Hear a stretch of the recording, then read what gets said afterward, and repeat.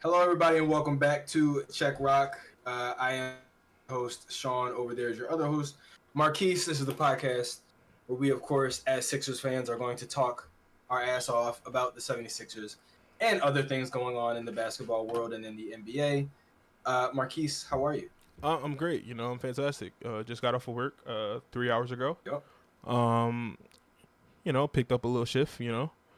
For the Okay. monies and the rents and all that good stuff. Nice. Nice. Um, Nice. I know there was one more thing. We kind of went through. Me and Sean goes through like this little rundown of what we're going to talk about. But there's one more thing I wanted to talk about that it just came back to my mind. Joel We Embiid, both got haircuts.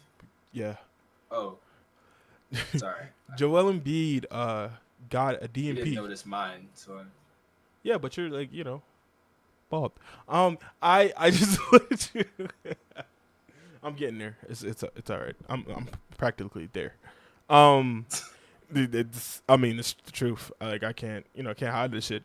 Joel Embiid today got a DMP in the second Olympic game against South Sudan.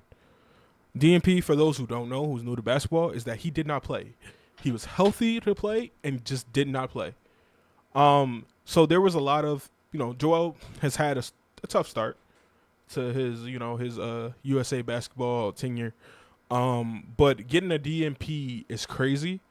I mean, just your thoughts about that, and now I'm on to tell you what Steve Kerr said after the I game. don't think it's crazy at all. If I'm being 100% honest, I think all of this year's Olympics has just been odd, going down to the fact that two people who were key players in the NBA Finals didn't even make the team.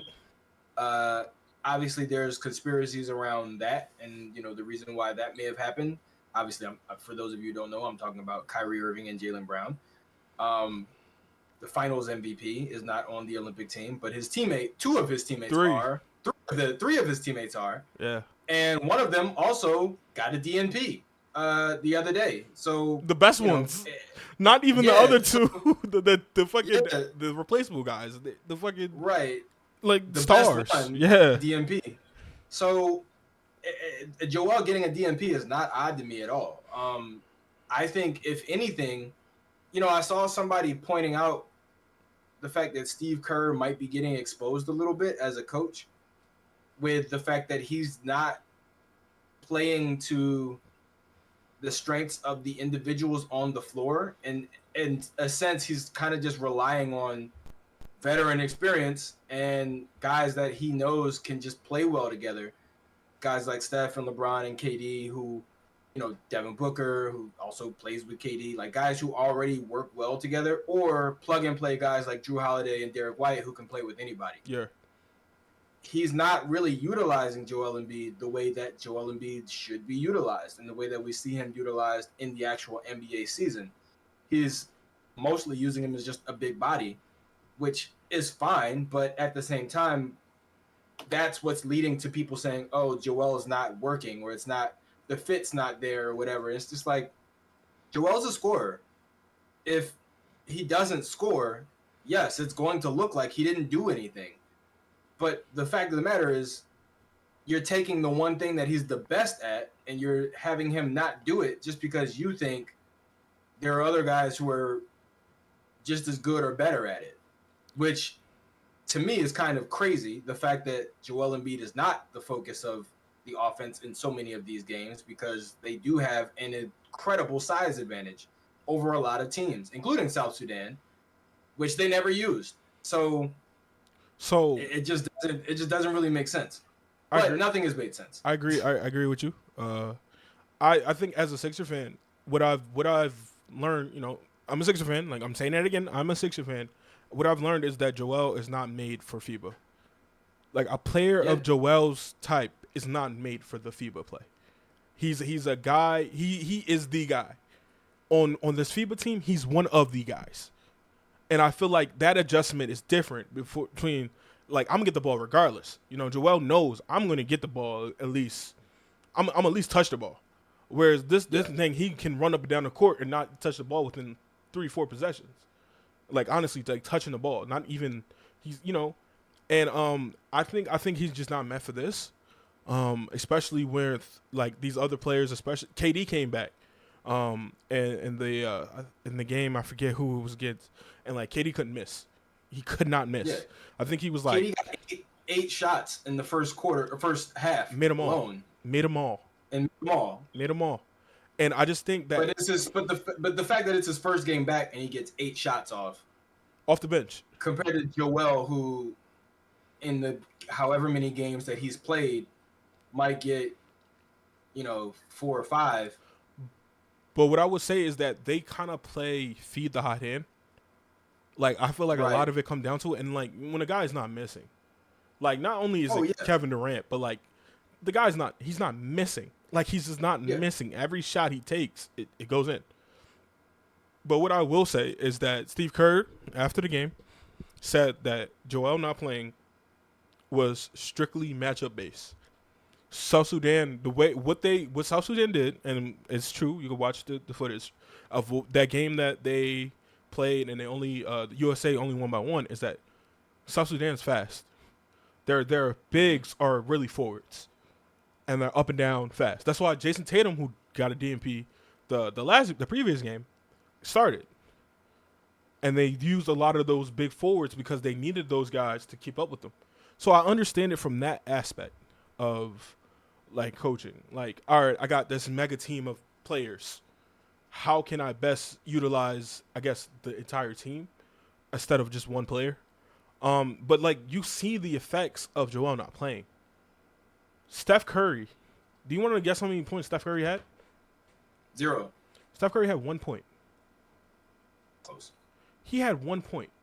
Do you understand in the exhibition games and in that first game, how many times Steph Curry was getting wide the fuck open off of Joel screens? Like they at a certain point they stopped trying to fight over and just accepted fate. Like they were just like fuck it, like we can't get to him. Like rotate, they wasn't even rotating. They was like fuck. Like you just see them look on their face like again, him not playing open that up. Now granted they did win by like 25, so they the plan worked. And also, another thing Steve Kerr said against Puerto Rico, Joel Embiid is back in the starting lineup. So, which makes me think, like, it's not just bullshit. It's more so matchup based. But, like, you see it, though. Like, I see it. Like, he hasn't had a great Olympics so far. And, it's one thing where it's, like, he's the best player on the floor. And he's like, obviously the best player on the floor. And you're not, he's playing great, and then you're not giving him the ball. But there's another thing where like he is struggling, like he is, like it is. You can see it. Like Joel gets the ball, and he's thinking. He's not thinking of a move. He's thinking about who the fuck to pass it to. We said this last pod where it's like they're all like passing too much, and that was their problem. It's like everybody's like, all right, well, I don't want to be the bad guy. I don't want to be the guy who the ball sticks to. Here's the ball. All right, let's run these DHOs and all this other shit. And gotta throw. And then the reason they were losing a lot is that they gotta throw a fucking shot up because like they didn't pass the ball so much. It's only 3 fucking seconds on the shot clock. And a lot of just throwing shit up. But like I think Joel, for us Sixers fan, Joel not playing for me is a great thing. I love it selfishly. Yeah, I'm not. I love it selfishly. Upset about Joel not playing. I never thought he should have played in the Olympics to begin with. I liked it for personally for conditioning reasons. That's why I liked it because you're going. I liked it for conditioning reasons, but at the same time, I felt like there's just other ways to get in shape. Mm-hmm. Like Tyrese isn't playing. Paul's not playing. Most of your teammates, none of your other teammates are playing. Like you could have easily just had runs here.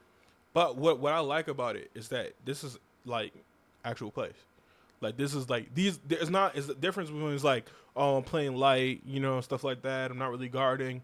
Like these motherfuckers want it. Like these guys that they're playing against want it. South Sudan wanted to show out for their country. Puerto Rico's gonna want to show out for their country. These motherfuckers are coming and they want it. Obviously, the talent, gap is insane. Oh my god. Oh my god. Oh my god, bro. I didn't say anything. I didn't say anything. I didn't say anything. Bro, All I did was smile. You don't you even gave know me what a smile look, is. bro. You don't You even.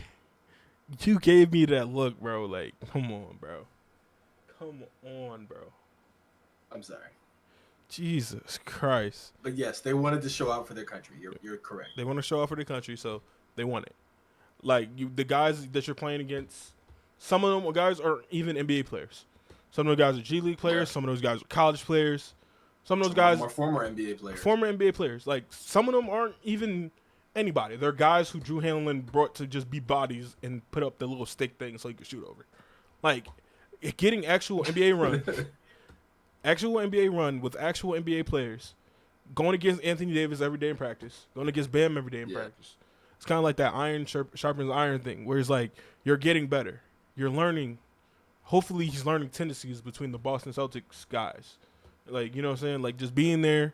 Obviously, he trains with Jason, so he should know a little bit more on how to guard him because he sees what he works on.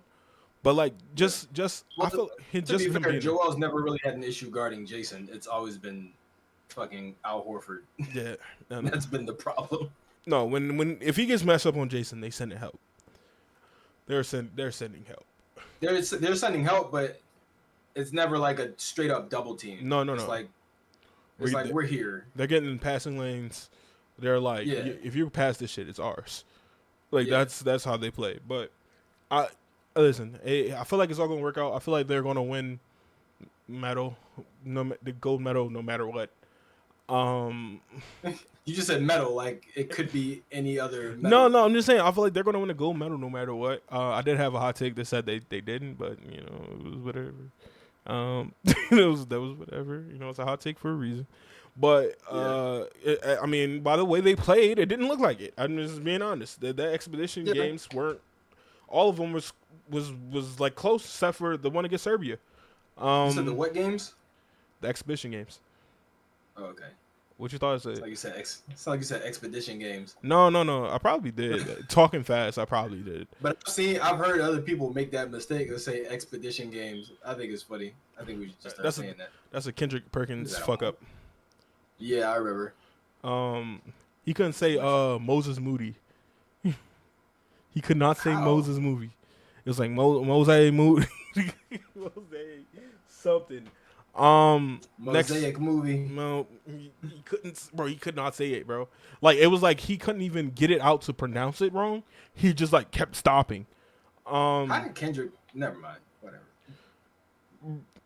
Yeah, that's a story for another day.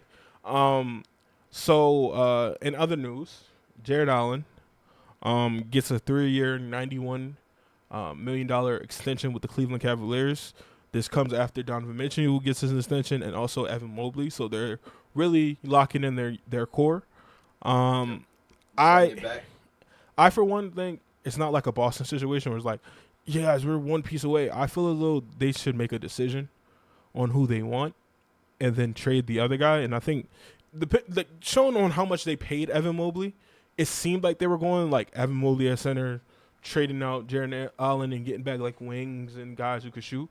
But like extending him, I guess it makes sense because the 2 7-footers and they could defend the paint. But like it just doesn't seem like it's going to work because Jared Allen doesn't shoot threes and Evan Mobley's not good at shooting threes. I don't know. It just seems clunky. I mean, it's tough. I feel like Cleveland's in a position where they feel like, you know what, we did pretty well last year, but at the same time, it's hard to say how well they actually did because they were in a very banged up Eastern Conference where and then ran into Miami Boston. was missing.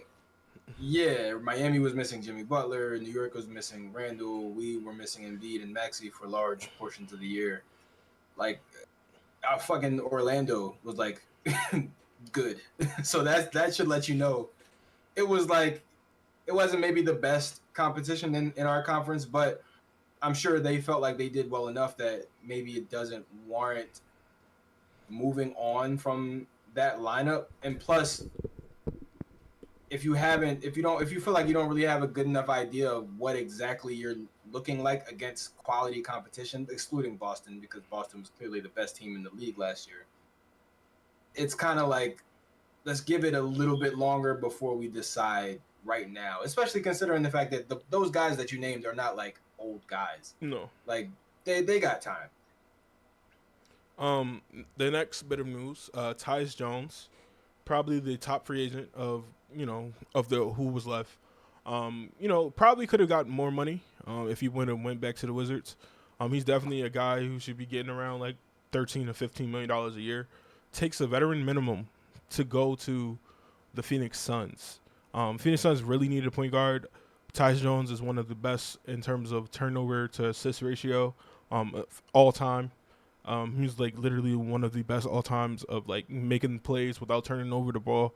I think for the value that the Phoenix Suns got for him, who should be getting paid significantly more, is amazing because they definitely desperately needed a point guard, especially after Chris Paul trade. Yeah, I mean, they essentially have 3 score first guards or players, 2 of which are guards. So I think they're kind of getting to the point where they're understanding, like, you know what, we should not be playing Devin Booker and Bradley Beal lots of minutes together. We should get an actual point guard in there to mix it up with both of them. So that was kind of like, I guess, the rationale behind that. But at the same time, if you were thinking that, maybe don't trade Chris Paul. But whatever. Yeah. Definitely great value. It's definitely kind of like a Kelly Oubre 1 year prove it deal. And I don't even think he necessarily needs to prove it. I feel like he's a winner, but like a lot of free agents are finding out, there's no money. There's no money. Teams are scared of that second apron. They're scared of potentially that third apron, and they're not just going to throw a bag at you just because they want you. I feel like the years of overpaying players is done. Like, I feel like you're going to get your value, and obviously if a team really wants you, they'll go a little bit above that. But I feel like those years of like the Timothy Mozgovs, the Nicholas Batums, the Duncan Robinsons, those days are done. You're going to get paid your value. What's his name? What was his fucking Joakim Noah? Joakim Noah, yeah, all that, fucking I don't even remember this guy, Allen Crabbe. Yeah, Allen Crabbe got a bag with the Portland Trailblazers. Terrible. Yep. Chandler Parsons. Several bags. But Chandler Parsons was actually good. He just, his injuries. Yeah, but he fucking didn't play. Yeah, he just didn't. He didn't play. But yeah, I feel like what the league is showing you is that, hey, you better spend your money wisely. Spend your money very wisely. Also, next year is going to be a better year for them. I think everybody who signed a 1+1 or a 1 year deal, they're going to get their value next season when a lot of guys have money and or see like how the league shapes out after this year, which kind of scares me a little bit because we got a lot of guys on 1+1s. Kelly's on a 1+1. Andre's on a 1+1. Eric Gordon's on a 1+1. Kyle Lowry, this possibly is just like his last season altogether. I believe there's another. Only guy that we got like long term is Caleb Martin and Paul George. Like everybody else is. And Ricky's got another 3 years. Yeah, he got another 3 year. I mean, other than Joel and Tyrese, obviously, like there's nobody else. That's like 5 players, who are on the obviously Jared McCain, Ricky Aiden, Adem Bona, but like really that's really it on long term deals. And obviously they got a 1+1, so they can opt in to stay here. And I think that's what Kelly's gonna do. Actually, I think Kelly might opt out because bird rights. They would have early bird rights, and they could opt out, and they could pay him more. Right. But I think winning's going to be a factor as well. Obviously, if we win a championship or something like that, you guys don't want to come back. I think, guys are going to want to come back. Maybe take a discount. Discount. Not a huge one, but just small enough that because like even they can keep the core together. Because they'll still be getting a raise, obviously. But for sure, it would just be not the maximum amount that they could ask for. Because Kelly's getting like $7.9 million this year. I think he could have easily got like same thing with like Tyus Jones. He could have easily got 13 to 15, like easily with what he done with what he did. Doing what he did, it was like, I'm gonna go take less money to go to a team that is gonna win, and I could show teams that I can win. And like I think it shows how much he loves it here. To go come back here on another kind of cheap deal. To see the vision of what they could do and what they could put around them. It's just dope. It's dope to see people want to be here. Like Andre Drummond literally wanted to be here. Like I don't know if you've seen his press conference when he was like talking to bro was just smiling ear to ear. Like he couldn't wait to be back here. And he did go ahead.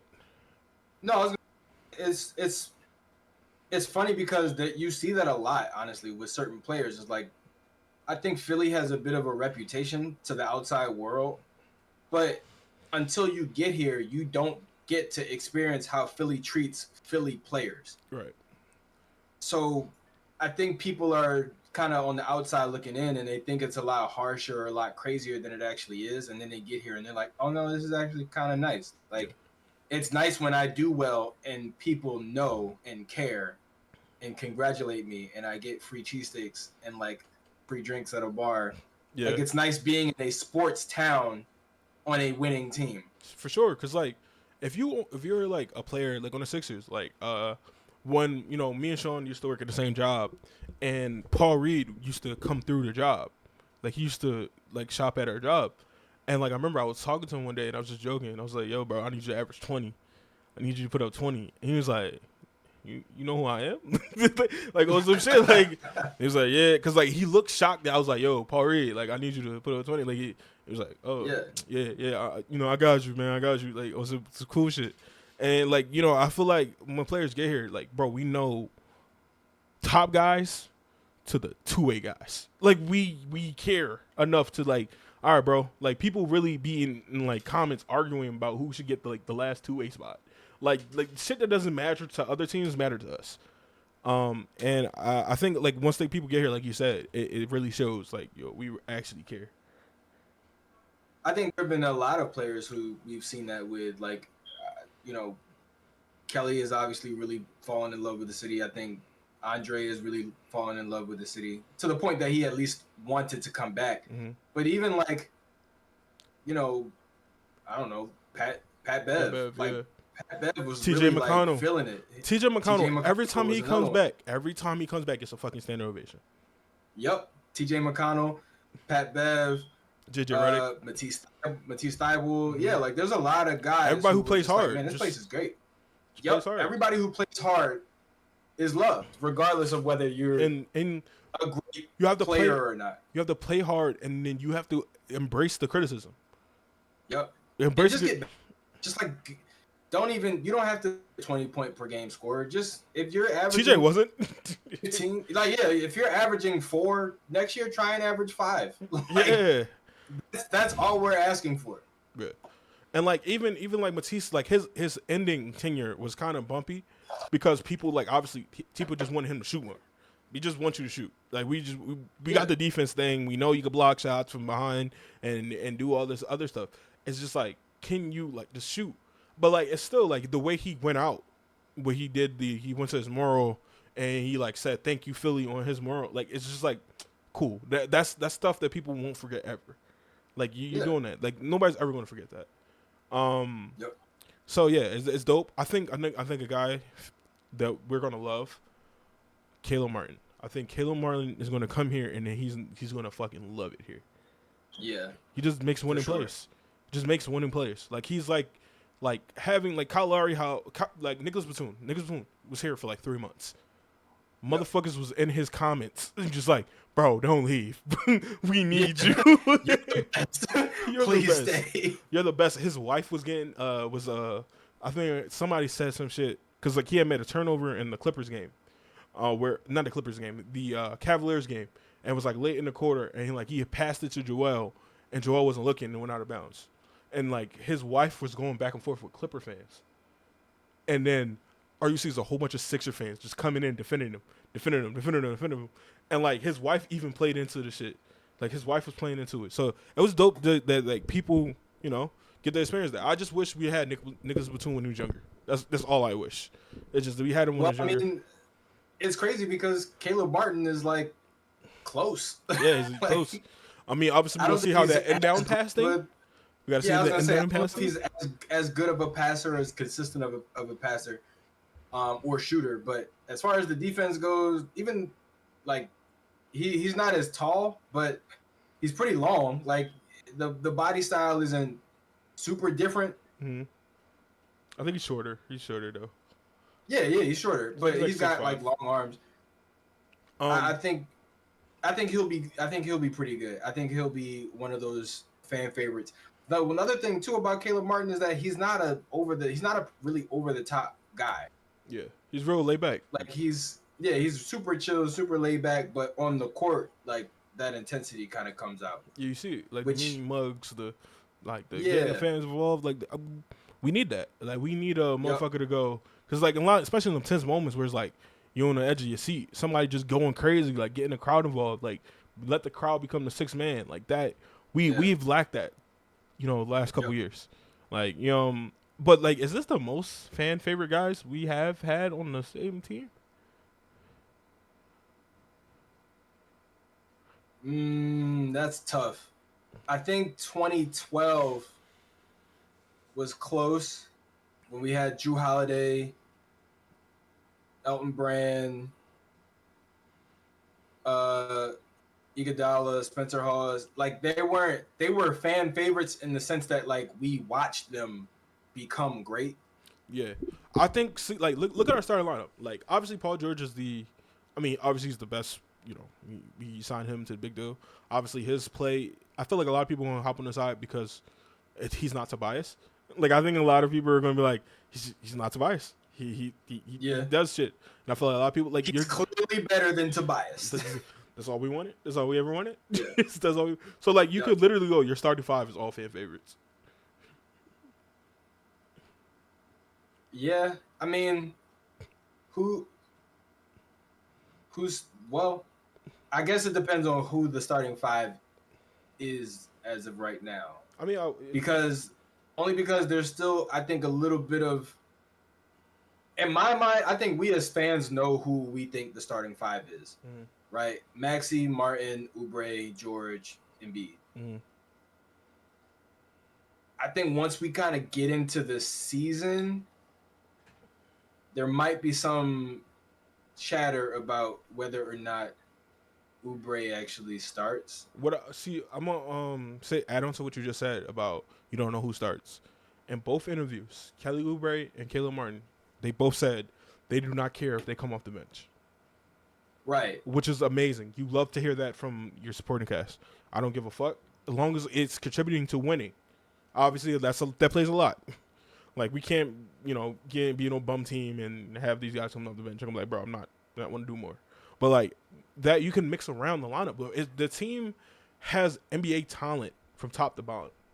Like this is the most well-rounded team we've ever had in the Joel Embiid era. Yeah. Whereas like I think that's 100% true.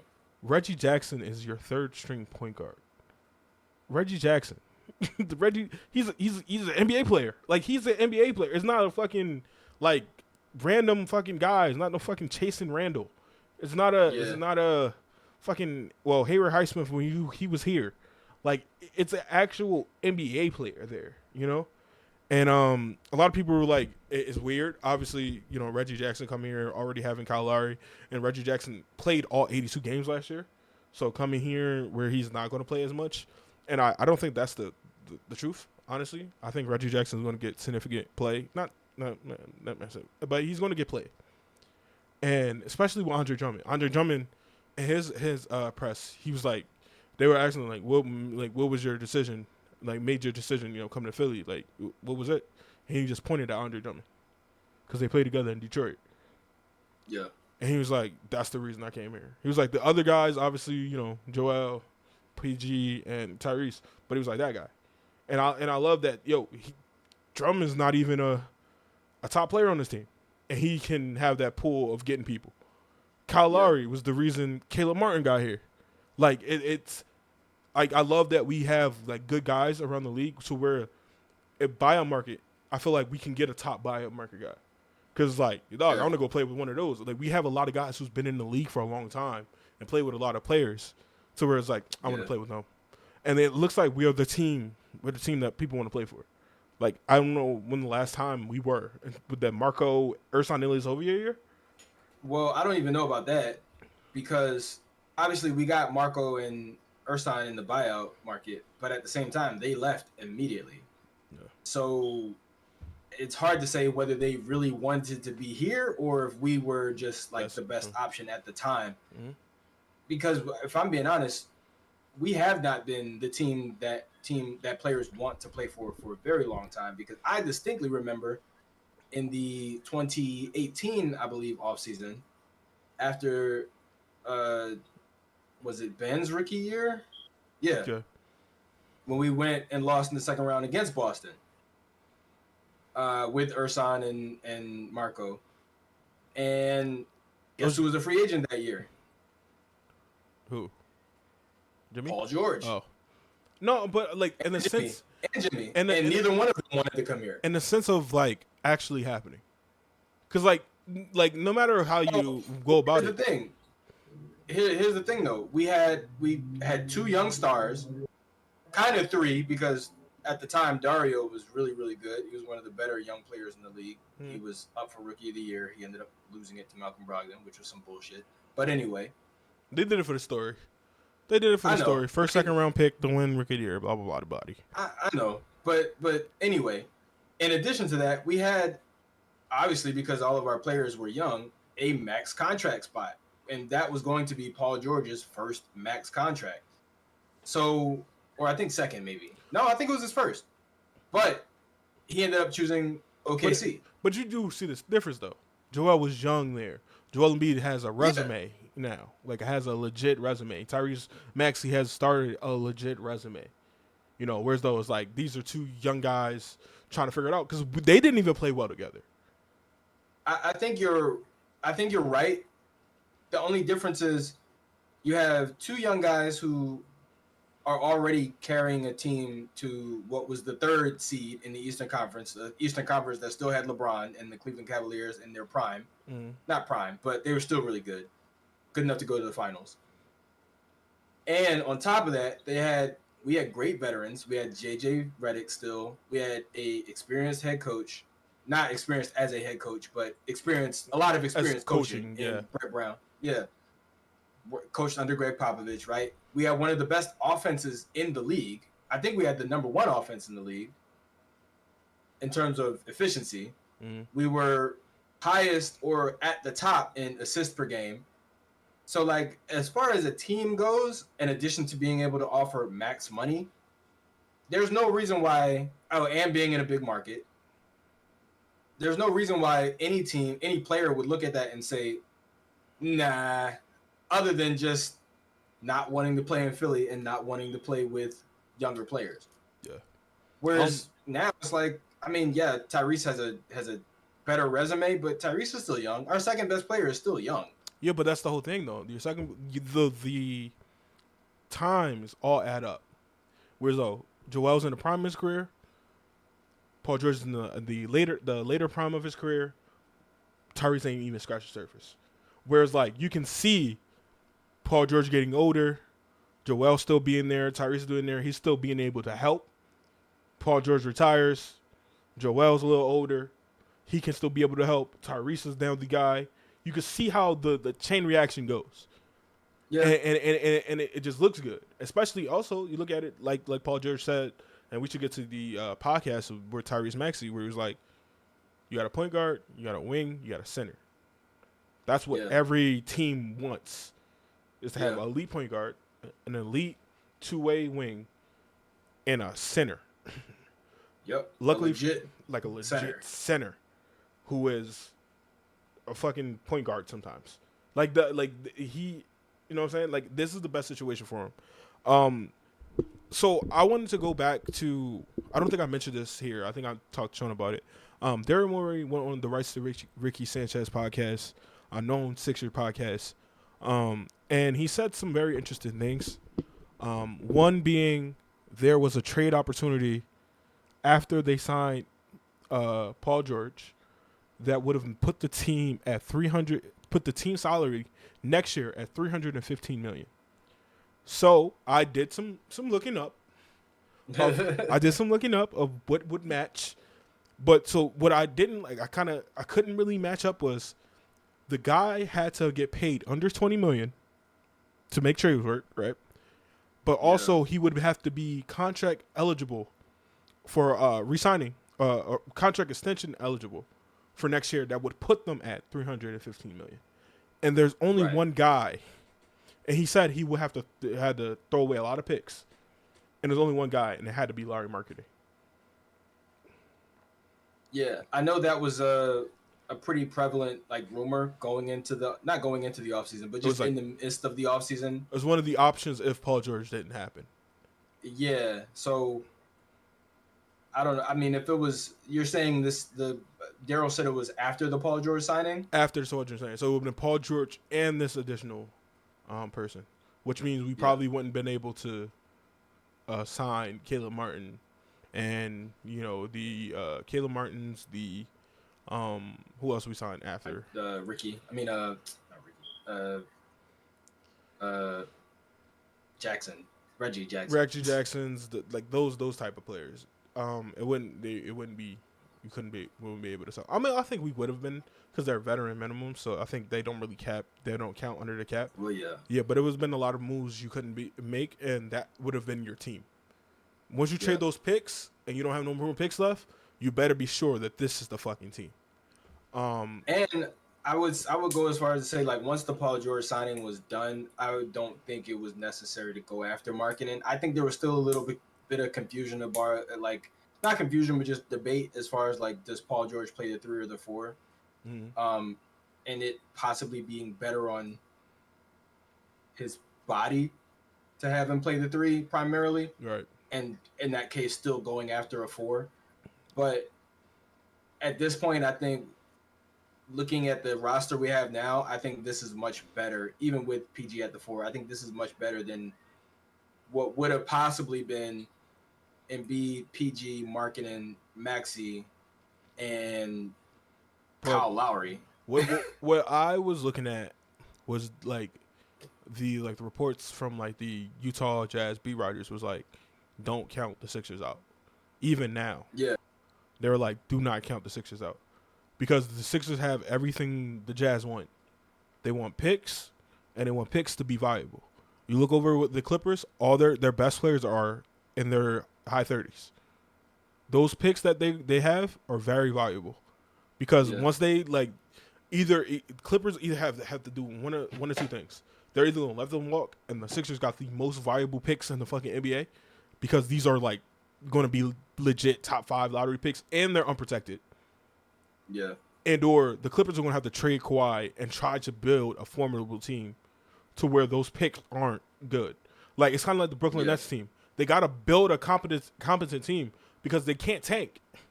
They don't have their picks to tank. yeah, So it's a great situation for the Sixers, especially doing a trade with the Clippers and then getting their picks and then taking one of their guys to make their picks more valuable. yep, But yeah, it's a very good situation. And for them, and then he said something else interesting in the pod. He said basically about so he said he's going to keep one roster spot open. So currently we have 2 more open. Actual like main roster spots, like actual roster spots, not 2-way like roster spots.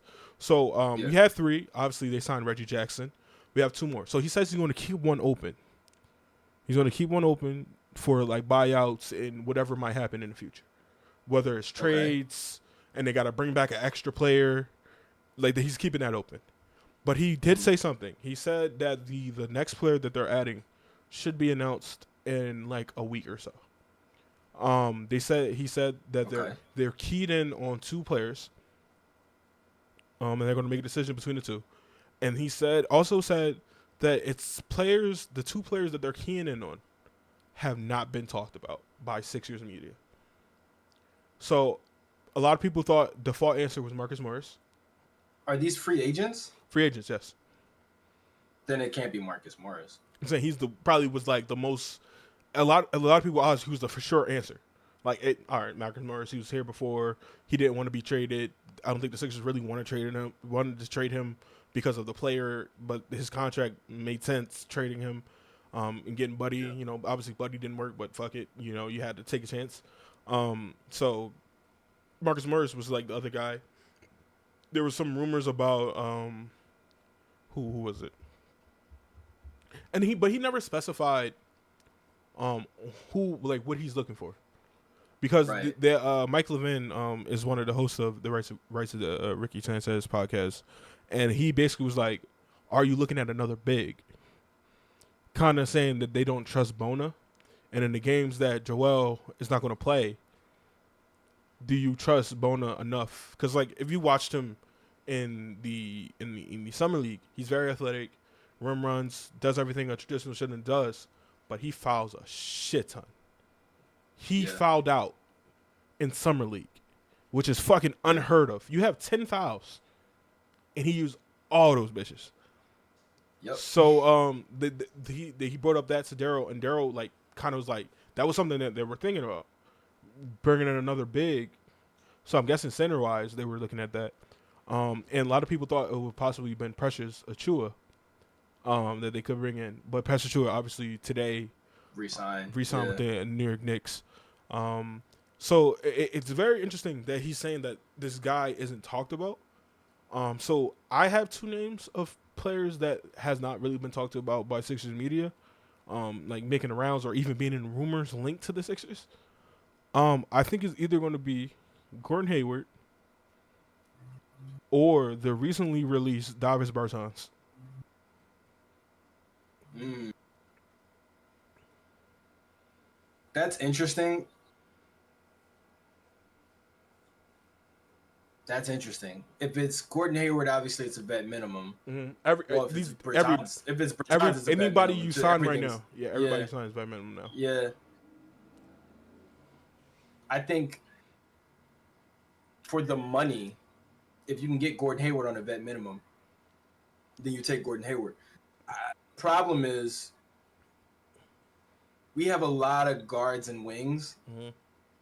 Getting Gordon Hayward doesn't necessarily solve that issue. Bertans, you can play at the 4, but he's a stretch 4. He's not a traditional 4. But He's you could not play gonna Gordon be Hayward at the Embiid 4. relief. You can play Gordon Hayward Yeah, at the but 4. you can, but it's kind of the same thing. It's stretch 4, like point forward sort of like territory. It's not Embiid relief. You know what I mean? It's not Embiid's not playing, so we need a backup for Drummond. But you're not putting in Gordon Hayward at the 5. No, I'm saying he's saying it in the sense of he doesn't know where he's going at. Whereas like he's like Yeah. they thought of that was something that they were thinking of. It was like, is Bono ready to be somebody? And I think personally his play style he is. Like he's only like, if Joel's out, Andre Drummond's starting. Nick Nurse is very prone to go small ball. Like if the shit doesn't work, he's very prone to go small ball. There's a lot of times B-Ball Paul didn't play and KJ Martin was the center. Like there was a lot of times. So like I don't really see that as much of a problem, especially when it's like I hope that only time Joel sits this year, I knock on wood, it's the only time he sits this year is load management. That's the only time he sits. Yeah. And even at that, it's like, Drummond is the best backup big that you can find. He is a starter caliber player who just accepts a role of going, I'm not the guy no more. I'm gonna come off the bench. I think Gordon Hayward is the closest thing you can get to Nicholas Batum. I think he's the closest thing. He's a solid passer. Shoot the 3. He's still versatile defensively. He's not the greatest that he used to be back in Utah. But he's still versatile defensively. And I think like somebody like Marcus Morris, who's kind of a traffic cone, like he's not even a good team defender. Gordon Hayward's a good team defender. I feel like if you have, like I said last podcast with Gary Trent, if you have a lot of defenders, a lot of great, like, a lot of individual defenders, great individual defenders around, those team defenders shine. Those good team defenders shine. Like Kyle Lowry's team defender. Eric Gordon, team defender. Kelly Oubre, great individual defender. Caleb Martin, great individual defender. Paul George, great individual defender. Joel Embiid, obviously, one of the best defensive centers in the league. If you add a team defender like Gordon Hayward to that mix, even come off the bench, you got Caleb Martin, who's a good defender. Like I said, the other two who are great, team defenders. Like Drummond is a great team defender. So it's like adding him to that, it helps. I think it helps him. Especially communication. There's a lot of vets coming onto the floor when the starters come off. So a lot of like talking and stuff like that. A lot of communication. I expect for them guys who've been in the league for 10+ years. And I just think he fits the best in terms of like He can score still. He get buckets. I will never forget that game where this motherfucker did not miss against us when we played fucking Charlotte, and he just could not miss. Like, and it's like, obviously we don't do well when we sign former Boston Celtics. That never really works out for us. But like, I just think his play style and how he's going to be used in his limited role makes the most sense. Yeah, I'm not. Listen, if you can get Gordon Hayward on a veteran minimum, get Gordon Hayward. Mm-hmm. Especially if you have 2 roster spots. Like, it's not like it's the end of the world. And if it doesn't work, I agree with that sentiment. And if it doesn't work, he's a veteran minimum. You could just let him go. Yeah, exactly. So I'm not against that at all. But I do see the backup center, third string center thing being perhaps an issue down the line. Not right now, but just perhaps. Adem Bona is on a contract. Like, he's not a two-way guy. He's actually on a legit NBA contract. And I feel like him going against Joel, and, you know, Joel gets to foul line a lot. And Adem Bona should be able to learn from all those practices with Joel of, like, all right, I can't do this. Like, I can't do this. Like, you see the headline: Joel Embiid scored 89 points today in practice. Right, with 76 coming from the free throw line. Right, just like pump fakes. Like, on top of that, Adem Bona is one of those players who fucking floats when he jumps. Yeah, it just seems like he's just in the air for a long ass time. He's just up there forever. He's up there forever. So when you pump fake and the motherfucker's just like watching you, just in the air, just like, yeah, you fucked up. Like, and then like, he's just up there like, shoot it. Like, go ahead and shoot, please, before I come back down. But yeah, I think it's not a problem. I think the fact that we're talking about third string center is a great problems.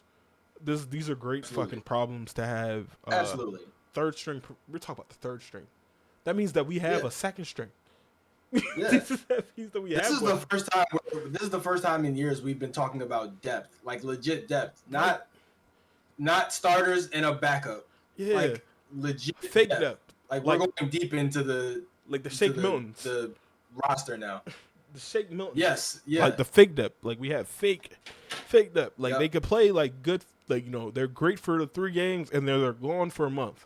Like, that's who we had. And the fact that we got, they're gonna give you a 30. They're gonna give you 2, like the Furkan Korkmazes, the Shake Miltons. Yeah, the back-to-back 30-point games. They're gonna give you 2 30-point games a season, and they're gonna average 8. Yeah, Furkan legit average. That's 8. how it's gonna be. I looked at his averages. Oh, Furkan, amazing, Sixer legend, signed overseas. So I think he's going back to Turkey.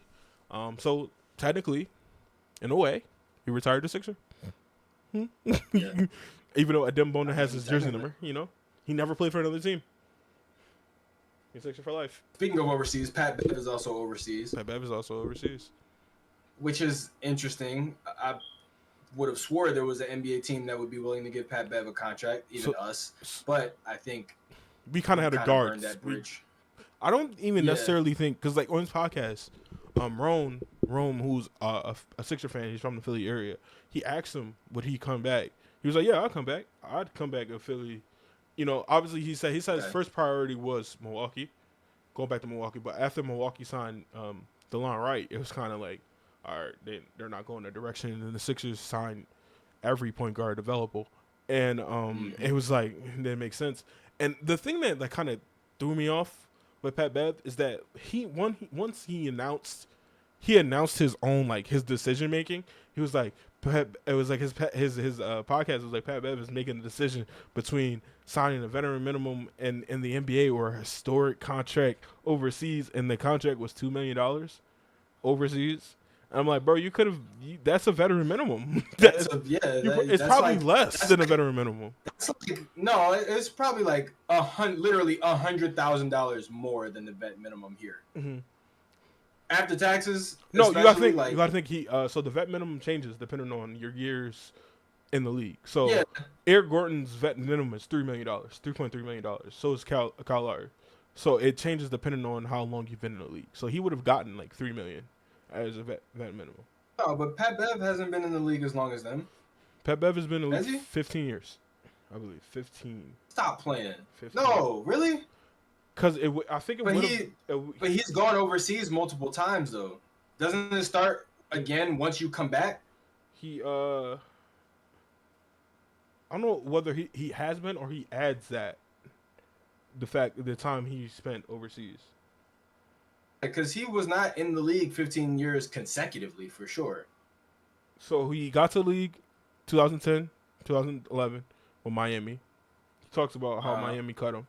So that was 2010, 2011. He wasn't in the league again until 12, 13 with Houston. So that's 1, 2, 3, 4, 5, 6, 7, 8, 9, 10, 11, 12, 13. 13 seasons in the NBA. I think so. 15 seasons altogether. 15 seasons altogether. But he still would have qualified for, because I think as after 10 years. I think it's 10 years and then it's 15 years. Is the the boost and incentives for the. But Eric Gordon and Kyle Lowry are getting like, or no, they're not 15 years. No, I think they're like 14. Eric Gordon is 16 and Kyle Lowry is 18, I believe. 18th year in the league. Yes. Yeah. So I knew it. He hasn't been in the league as long as them. Yeah. All right. But still, it's like when you say historic contract, I'm thinking like, yo, he about to get a bag. Like a team is about to pay him like $20 million a year. It's probably historic for that country or that league. Yeah. Because I'm thinking Rose about to go over there and get like $25 million a year, just like that. He signed a 2-year, $50 million deal. It's like when it dropped, it was like $2 million. I was like, nigga, what? Is this historic to who? To who? You made more money than the fuck. Like you made more money than this last year, dude. What the fuck are you talking about? But yeah, that's I think enough NBA gossip. Me and Sean, we did this with a former podcast that we did. That is dead and gone. Yep. We're not gonna dead name. Yeah, you know what's crazy? Don't even remember the name of this shit. I do, but I'm not gonna say it. I'll be honest with you. I'm really not gonna say it. I'll be honest with you. I don't remember at all. Like I like remember. It's not even a bit right now. I like honestly am having trouble. Nigga, you made the logo. Oh my god, I do. I remember it now. And it should be untitled for a reason, and that's should be. Oh yeah, that's should right. be entitled for a reason. Yeah. This is a way better name and a way better logo and a way better everything. It just makes more sense. It's just basketball, you know. And our beards look better now. It does. They do. I've been using this oil. Okay, we didn't get into that. I guess I did blushing about my beard, you know. I was like, you see it? I've been actually using this. All right, so me and Sean, I saw it. Like we've done in previous podcasts, like I had mentioned, we do this way too early award predictions. So we're going over defensive player of the years, MVPs, rookie of the year, defensive player. I think I said that already. It's not that many awards. So in addition to the awards, I also added in my All NBA first and second team list. Oh shit. All right, cool. I didn't do that.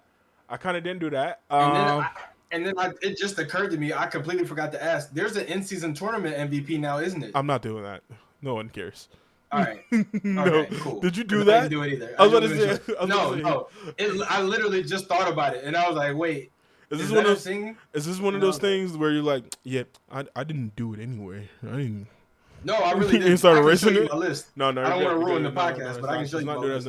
So when we do this, I got MVP, MIP, Rookie of the Year, Finals MVP, Eastern Conference Finals MVP, Western Conference Finals MVP, Defensive Player of the Year, All NBA first team, All NBA second team, and then we added Clutch Player of the Year, like right before we started. Yeah, and I'll just come up with somebody. Yeah, I don't care either. Even though I feel like people might like who I picked.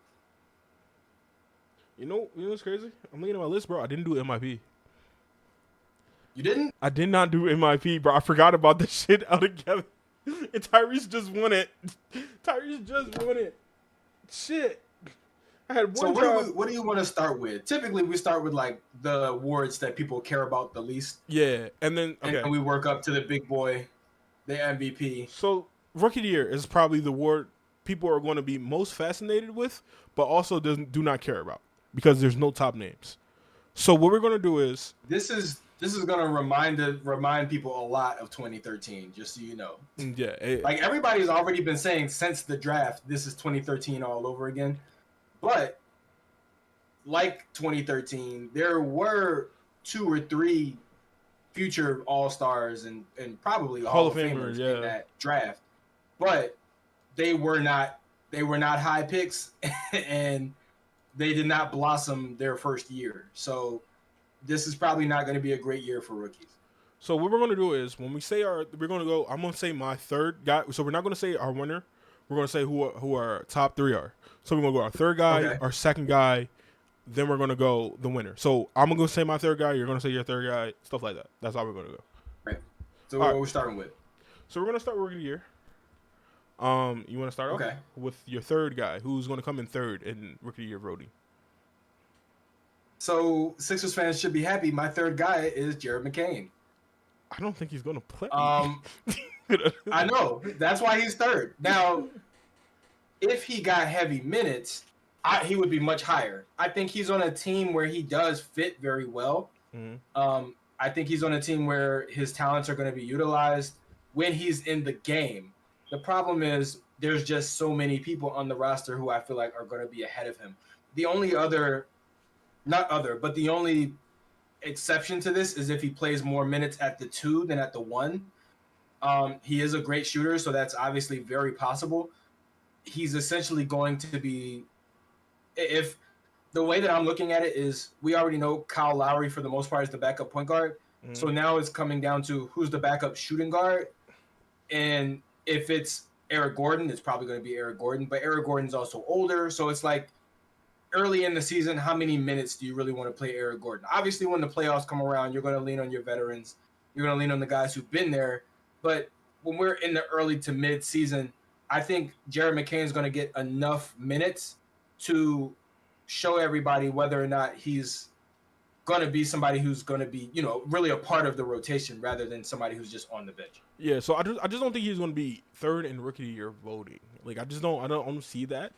I think there's a lot of guys that are going to get opportunity that from off the gate, or they're going to get opportunity. Mm-hmm. Whether it's good for them getting that opportunity or it's bad for them and they shoot flawless. But my third guy is Zachary Ricochet. First overall pick, third guy. I do want to see. He is playing with Trae Young. Trae Young is going to feed him a lot. He is a guy who can shoot the ball. He can drive the ball.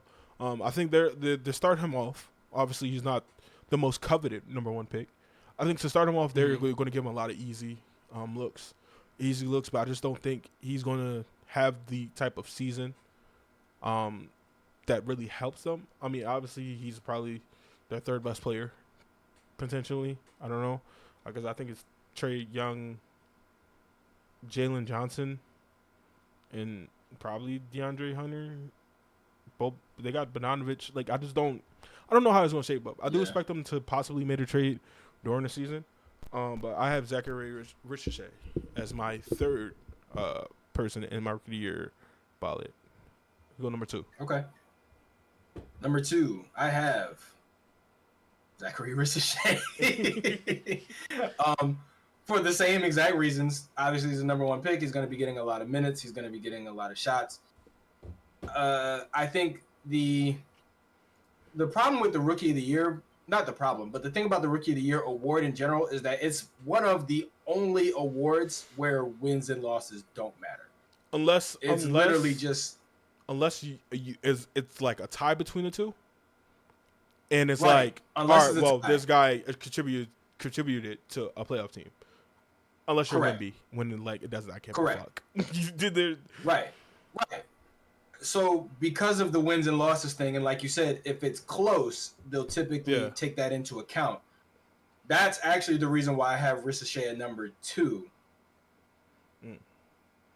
Because I think there's going to be a guy who's going to be getting close in terms of like minutes and numbers and just like, production, but on a better team. Okay. My number 2, Bob Carrington from the Washington Wizards. I think he's going to have a lot of opportunity to score. He's a scorer. A lot of the rookie of the year is scoring. Like it's just a lot of scoring and moments really. I think for rookie of the year is like moments. You know, Wemby had a lot of moments. Chet had a lot of moments. Paulo had a lot of moments. Ant had a lot of moments. Like it's mostly moments based. And I think Bub Carrington with the style of play and also the franchise, like if he does anything to help that franchise, it's not going to go unnoted.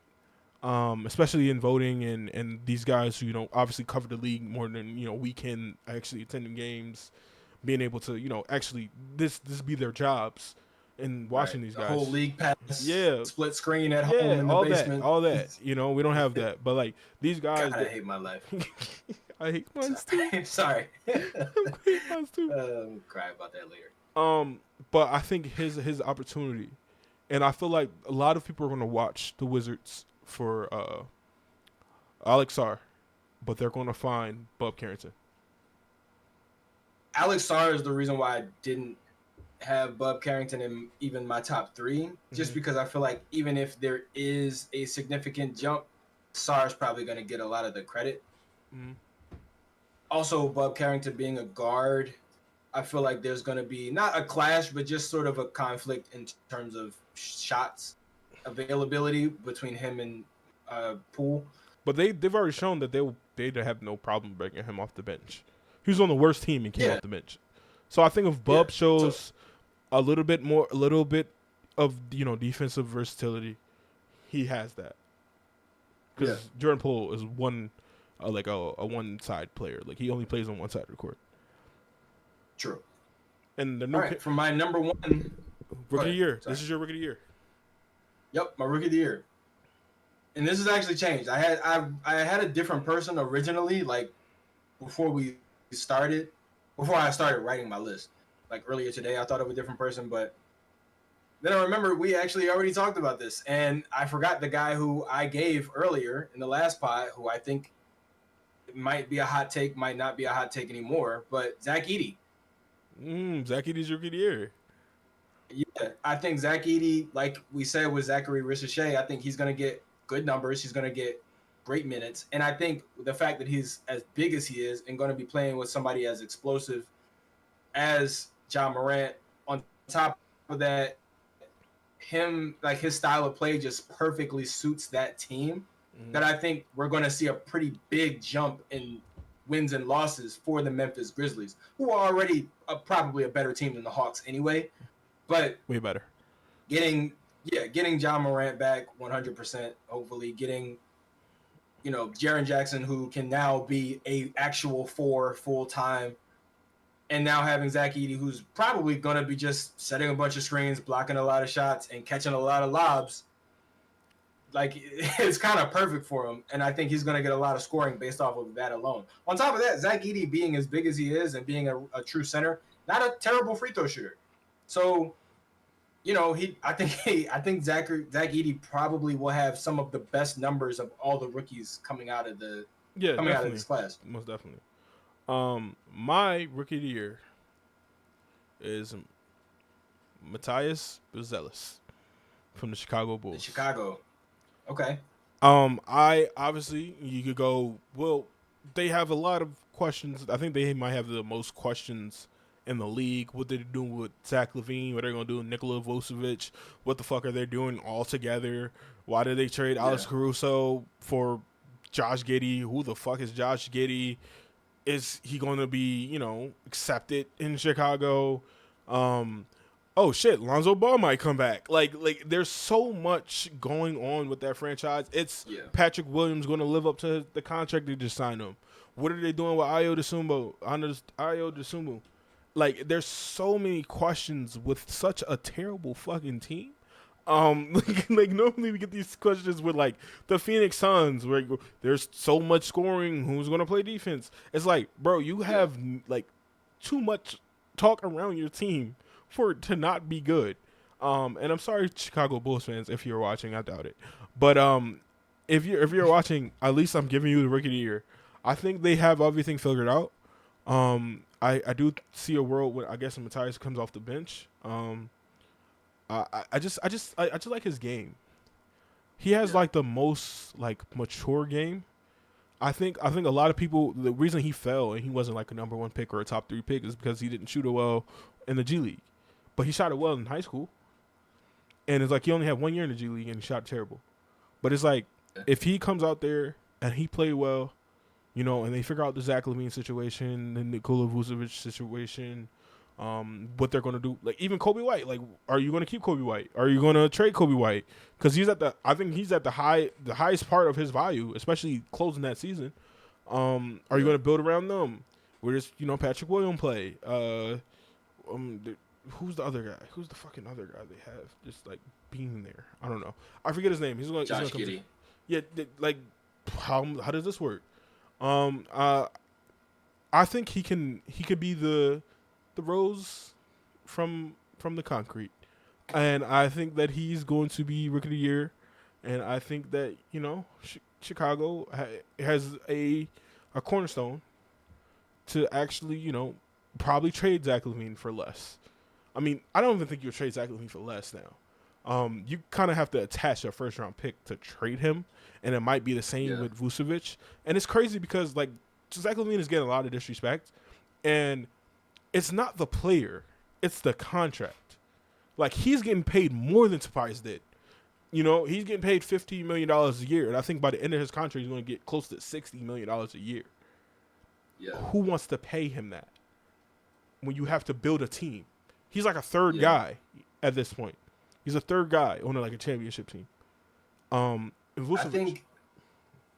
No, I was just gonna say I think the biggest thing with Matthias is Giddey. I think they're so similar. Like they're so similar. I just don't know. First and foremost, Matthias Buzelis is not doing the shit Josh Giddey did. Okay, leave him alone. What I'm talking about. Leave him alone. I'm just talking about like their bodies, their tall white style. people. Sean, say it, Sean. They're tall white people. Okay, but neither one of them can fucking shoot. How about that? That was 1 year. That's one thing that they had. It was 1 year in G League Unite. It's 1 year in G League Unite. But if he comes out and he's that's 35%, both kind of like they're so similar that it becomes. I don't want to say impossible, but it's just like you're not playing them together. I think they could though. That's the craziest part. Because Josh Giddey is pass first. He's not looking to score. He's basically Ben Simmons with a criminal report. That's who he is. But like think about Ben Simmons on the floor with another non-shooter. Like that's a problem. Yeah, that's true. So that's why I don't. But it's not the that I whole don't think team is a problem. No, I know, but it's not that I don't think they will play them together. It's just I don't think that's going to yield Rookie of the Year results from Matthias. That's it. I just don't think that's going to work out in his favor. The fact that Josh Giddey is on the team, and on top of that, the reason why there's so many questions around Chicago is because we saw them when they were 100% healthy, and they were great. Like they were the number 2 team in the East. And then it just all went downhill, or number 1 actually, and then it just all went downhill from there. Did you see the reports? Ball got hurt.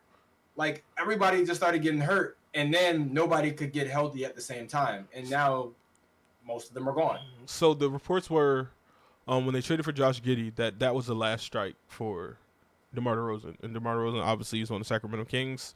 I don't think we even mentioned that on the podcast that he's a part of the Sacramento Kings. I think we did. Probably. I don't know. I think even if we did, it wasn't like a major talking point. I think we talked a little bit about the fit. Yeah. But and people like thought of it as obviously his daughter was like I guess infamous for doing the screaming at the free throw line. When the other players doing it, it was like, yeah. He saw Josh Giddey was coming. He was like, I gotta save my daughter. I can't go back. But in all reality, it was because he was very close with Alex Caruso, and him not being there made it not worth it. Kind of in a sense, even though Vooch and him played in college together. But like he was like, yeah, Caruso's not there. I don't want to deal with this shit. That means I actually got to guard that's people. Nah, that's not me. That's not me. That's not Debo. That's not what I do. Yeah. But yeah, there's a lot of questions. Like Lonzo was cleared for 5-on-5. He looks like he's going to return later in the season, like December, January-ish. And it's like, where does he play in it? Do you trade him? If he comes out blazing, looking like Lonzo, we know that could be your ticket out of a Zach LaVine contract, your ticket out of Nikola Vucevic. She's like, oh, you want Lonzo? You gotta take one of these You motherfuckers. gotta take Zach. Yeah. Like on some shit. Like you want Kobe White, you gotta take one of these motherfuckers. Like there's 2 for 1. Like you got to. And there was like, it was like one trade where it was like trading. It was like trash for trash or something like that. And it was like Portland trading Jeremy Grant to Chicago, and Chicago trading them back like Vucevic. It was like a third team that got involved and stuff like that. Where it's like, I don't know, like something to do. It was kind of like that that John Wall. Which would be stupid for both teams. It was like that John Wall like Russell Westbrook trade where it's like, all right, yeah, something to do. Yeah, it just wanted to do it something. Just never made sense. It was like, even though actually I disagree because that trade actually did work out. It worked out for Washington. They just fucked it up. They did getting greedy and trading him to LA.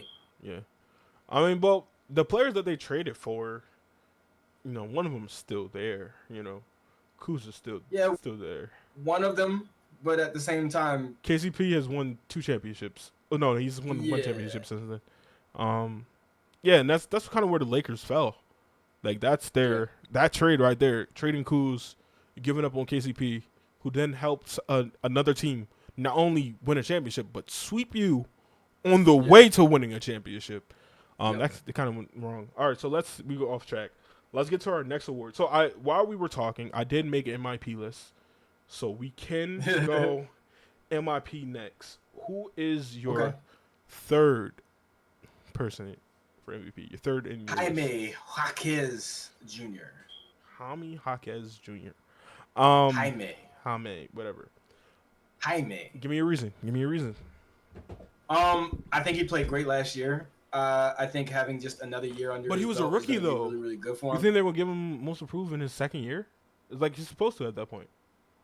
Well, it depends on how should I put this? I think Jaime, like he was a rookie, yes, but he averaged like 12 points. I think if he can get to a point, which is very possible for me, where he averages 18 to 19 points a game, I think that is worthy of MIP, especially if what I expect to happen happens, which is Miami being in the playoffs. Like, possibly fifth or sixth seed in the playoffs. But I don't see them as 5th or 6th seed. There's so many teams better than them, though. I think if Jimmy's healthy, I think if Tyler Hero's healthy, I think the Miami Heat, just being the Miami Heat, will be a 5th or 6th seed. You know what's crazy? They're going to make the playoffs, even if it's 7th. I think they make the playoffs. You know what's crazy? I think that Miami Heat team, that Miami Heat. Like, we're scared of Miami. I think that's dead. Like, I think it's dead. I think so. Like, I don't think how many times you're going to keep giving them this thing. They've consistently lost players. They lost the Max Struses. They lost the Gabe Vinces. They just lost Caleb Martin to fucking all East teams except for Gabe Vincent. They keep losing these guys, and there's not the Warriors. It's not fucking strength in numbers. We're not going to get better from that way. Obviously, Miami has this thing when they find these players that nobody talks about and they become something. But like, I just don't think it's enough. I feel like the talent increase in the East, especially. I feel like that shit, like the stuff their Miami Magic. I just don't think the talent of the East kind of goes over that. I don't think the talent increased as much as people think it did. And I think the fact that Miami still competed without their top talent shows that they're probably going to be better this year. I think, number one, Milwaukee hasn't done shit. They lost Pat Bev. Other than that, I mean, they've got Gary Trent Jr. I can't even remember his name. Gary Trent Jr. DeLon Wright, and they signed somebody else. Yeah, but neither one of them solved their biggest issue, which was the defense. Yeah. DeLon Wright is a defensive move. But it's like he's a defensive move, but how much time are you going to give to him? Exactly. I don't think Milwaukee got much better. Boston's pretty much the same. I don't think Orlando was going to be as no, they didn't have to do anything. But I don't think Orlando was going to be as good. Cleveland didn't do anything. Like, New York, Philly, Boston. The top teams are still the top teams. And you can maybe throw Milwaukee in there. No, But other than that, I would throw the Pacers in there before I throw Milwaukee in there. sure, the Pacers. But Yeah. even then, that's 4. I'm talking about Miami making it as the 6th seed. But like I would say, Orlando's gonna win more than them. I would say I think so. I think they do. Adding KCP to what they already had, like, But what they already had was already a lot of guards. but he's like None of them were KCP, but still. he's a defensive guard that adds to what they want. Their identity is defense. They were like the first. They were the best defensive team in the NBA, only second to Boston. I mean, no, they were the second best defensive team. Only Boston was ahead of them, and it's like that culture established that with a young team where it's defense, and then adding one of the best perimeter defenders, through 3-and-D players there is to get in KCP, and then Franz took a step back last year. He took a step back. That game 7 against Cleveland, he was non-existent. I expect him to have a better year. And to get into my next player, because I believe Franz is the next player in my MIP. He's my second player. I haven't followed. Third. You didn't say your third yet. I did not at all. That's wow. So we know who the second is. Shit. So I had Andrew Nembhard from the Pacers. Oh, okay. I think he showed out. He showed out for them last year. In many situations when Tyrese was injured, he became second best player behind Pascal, and sometimes even the best player on the team. I think they found a gym there, and I feel like he's going to get more time. And I think a lot of people are paying more attention to him. And I think Andrew Nembhard is going to be third. And you said your guy. I should start off with Franz anyway because I already said his name. Yeah, go ahead. Franz Wagner, like I said, had a bad season last year. He's going into his third season. I think that's more respectable to win MIP third season, especially after taking a down season your second season. Coming back out, you just got this big ass contract. You got a ball. You just got a ball. And I feel like him and Paolo, they have a good dynamic. Obviously, Franz also has his brother there, Mo. I just feel like he should be comfortable. He got his bag and just ball out, bro. Like all you got to do is focus on balling, bro. That's all you got to do. Okay. Focus on balling. I have him second because my next guy, I'm not gonna say until you say your second guy. I just think, he's fucking amazing. He's gonna fucking go crazy. Okay. My second guy, Kelly Oubre Jr. Oh, okay. Is he a junior? Yes, No, I don't think he's a junior. MIP? All right, cool. Yes. Okay. Here's why. Number one, obviously, full-time starter. Number two, no more Tobias Harris. I think Paul George's role is going to be primarily as a catch-and-shoot scorer. Mm-hmm. Primarily. I think Tyrese and Joel are going to get most of the ISO buckets. I think Paul George is going to be primarily a floor spacer and catch-and-shoot scorer. Caleb Martin is going to be pretty much more of the same. If you look at this starting lineup, Kelly Oubre and Tyrese are your main cutters, like guys who are going to be finishing at and around the basket. Caleb Martin. I think that's what Caleb Martin did. Caleb Martin too. I think Caleb Martin. Even Paul George could do that. No, they all can do it. Mm-hmm. But I'm talking about in terms of athleticism and speed. I think Kelly Oubre Jr. has a little bit of an edge over both of them. I think Kelly Oubre, like I said, and Tyrese Maxey, they're going to be a lot of your fast break points, especially. And I think just being in the starting lineup, having all of those minutes, and on top of that, just having another year of like being in the same situation and being comfortable in the same system is going to be huge for Kelly Oubre. We've already seen flashes last year. There was a while where he was averaging 20 points. I think what we're going to see now is a little bit more consistency in his role, a little bit more consistency in the starting lineups, which leads to a much more consistent scoring output from Kelly Oubre, and also him running with the second unit as well. I think that's what Paul George is going to do, though. I think Paul George is going to run with the second unit, and that's when he's going to get his ISO baskets and be able to, be basically Paul George. Maybe it depends. It depends on how many. Because like you gotta it depends let. on how many minutes. I think it depends on how many minutes Paul and Joel play together. I think that's where you let Paul George get off his back, because like you can't have him just be a spot up shooter. Like that's disrespect to Paul George. At a certain point, he has to be able to get off some shit. Like we even let Tobias get off some shit. He I just runs feel with the second unit for sure, but at the same time, we're talking about the regular season. Okay. So it's like, I think Paul is unfortunately at an age and has an injury history where it's like you don't want Paul George carrying the low offensively for any more than 6 minutes a game. Mm-hmm.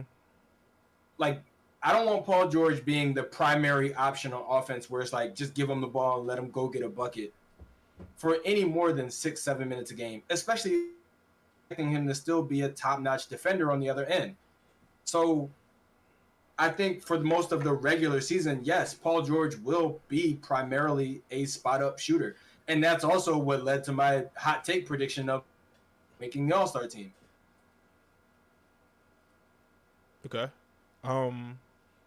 Wait, talk, because I think you cut out a little bit. I was saying for the majority of the regular season, I think Paul George, his role will be as a spot-up shooter, which is also why when we did our hot takes, my other prediction was that Paul George wouldn't make an All-Star team.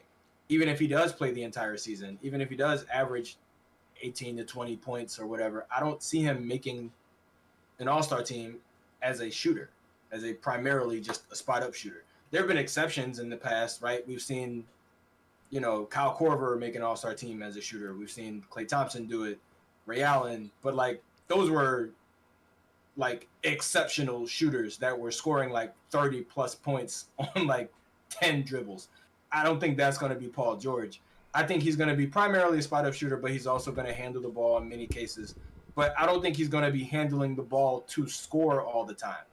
I think there are just going to be a lot of cases where maybe he just brings the ball up the court and gets us into the offense. But I don't think he's going to be the ISO ball scorer that he can be for sure, but just not for the regular season, not for the duration of the regular season.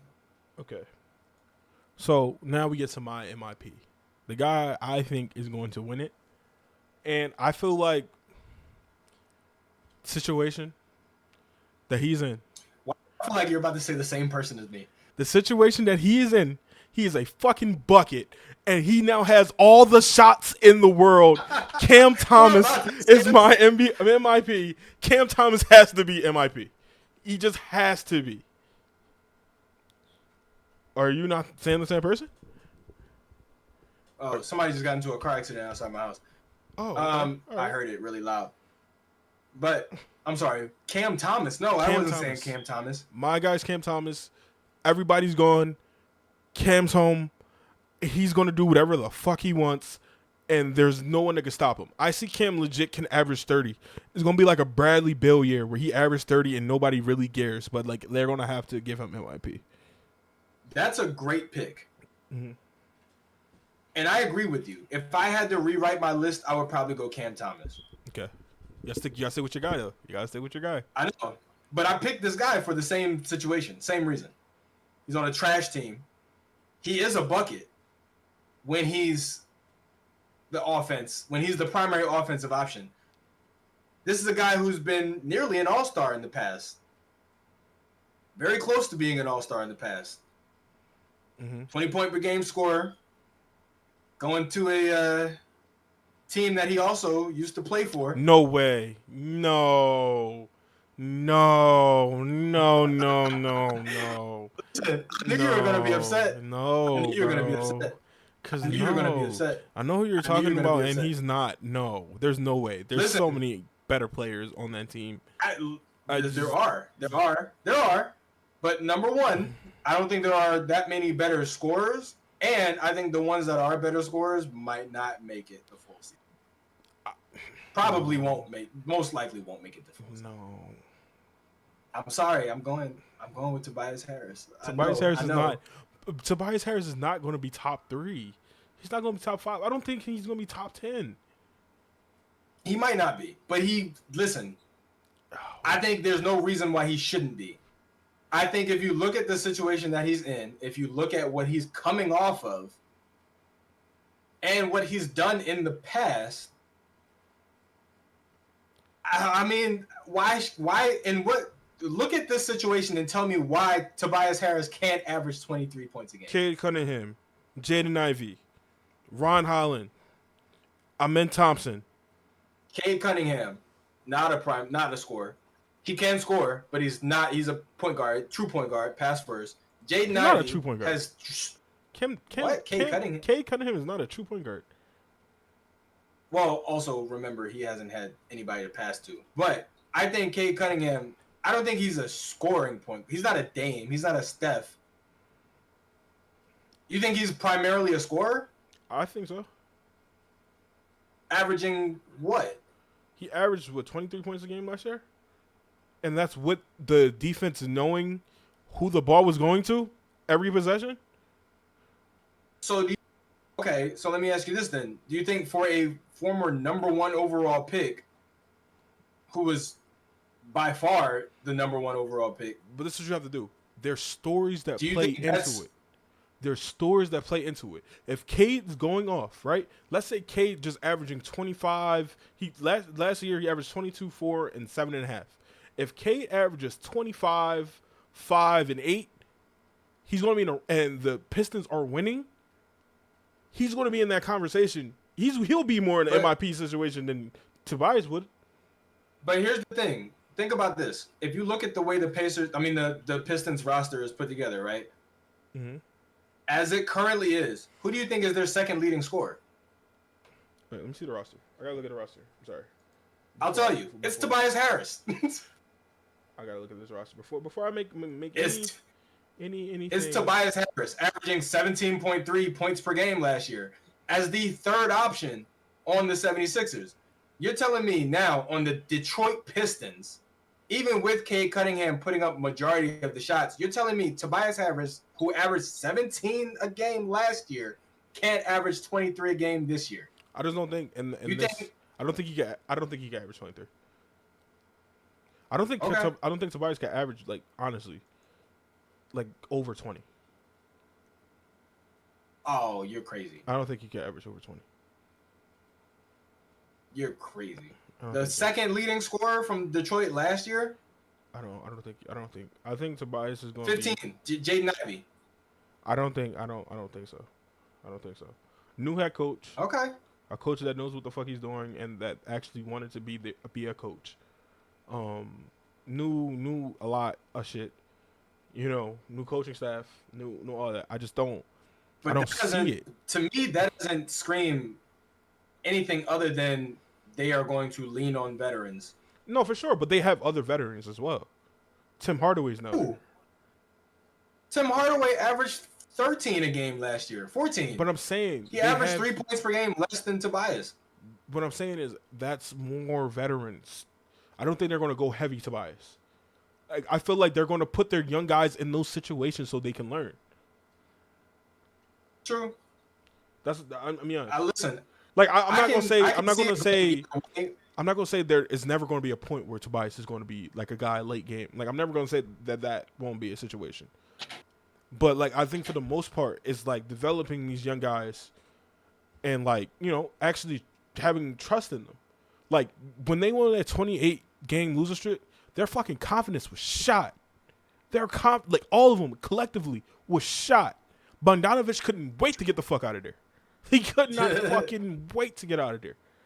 And with a coach who's seen success, and I feel like him being fired from Cleveland was kind of weird because there was a whole bunch of shit wrong with that team. Having a coach who has won, who has traveled around the league, who had to make a name for himself, and JB Bickerstaff. Yeah.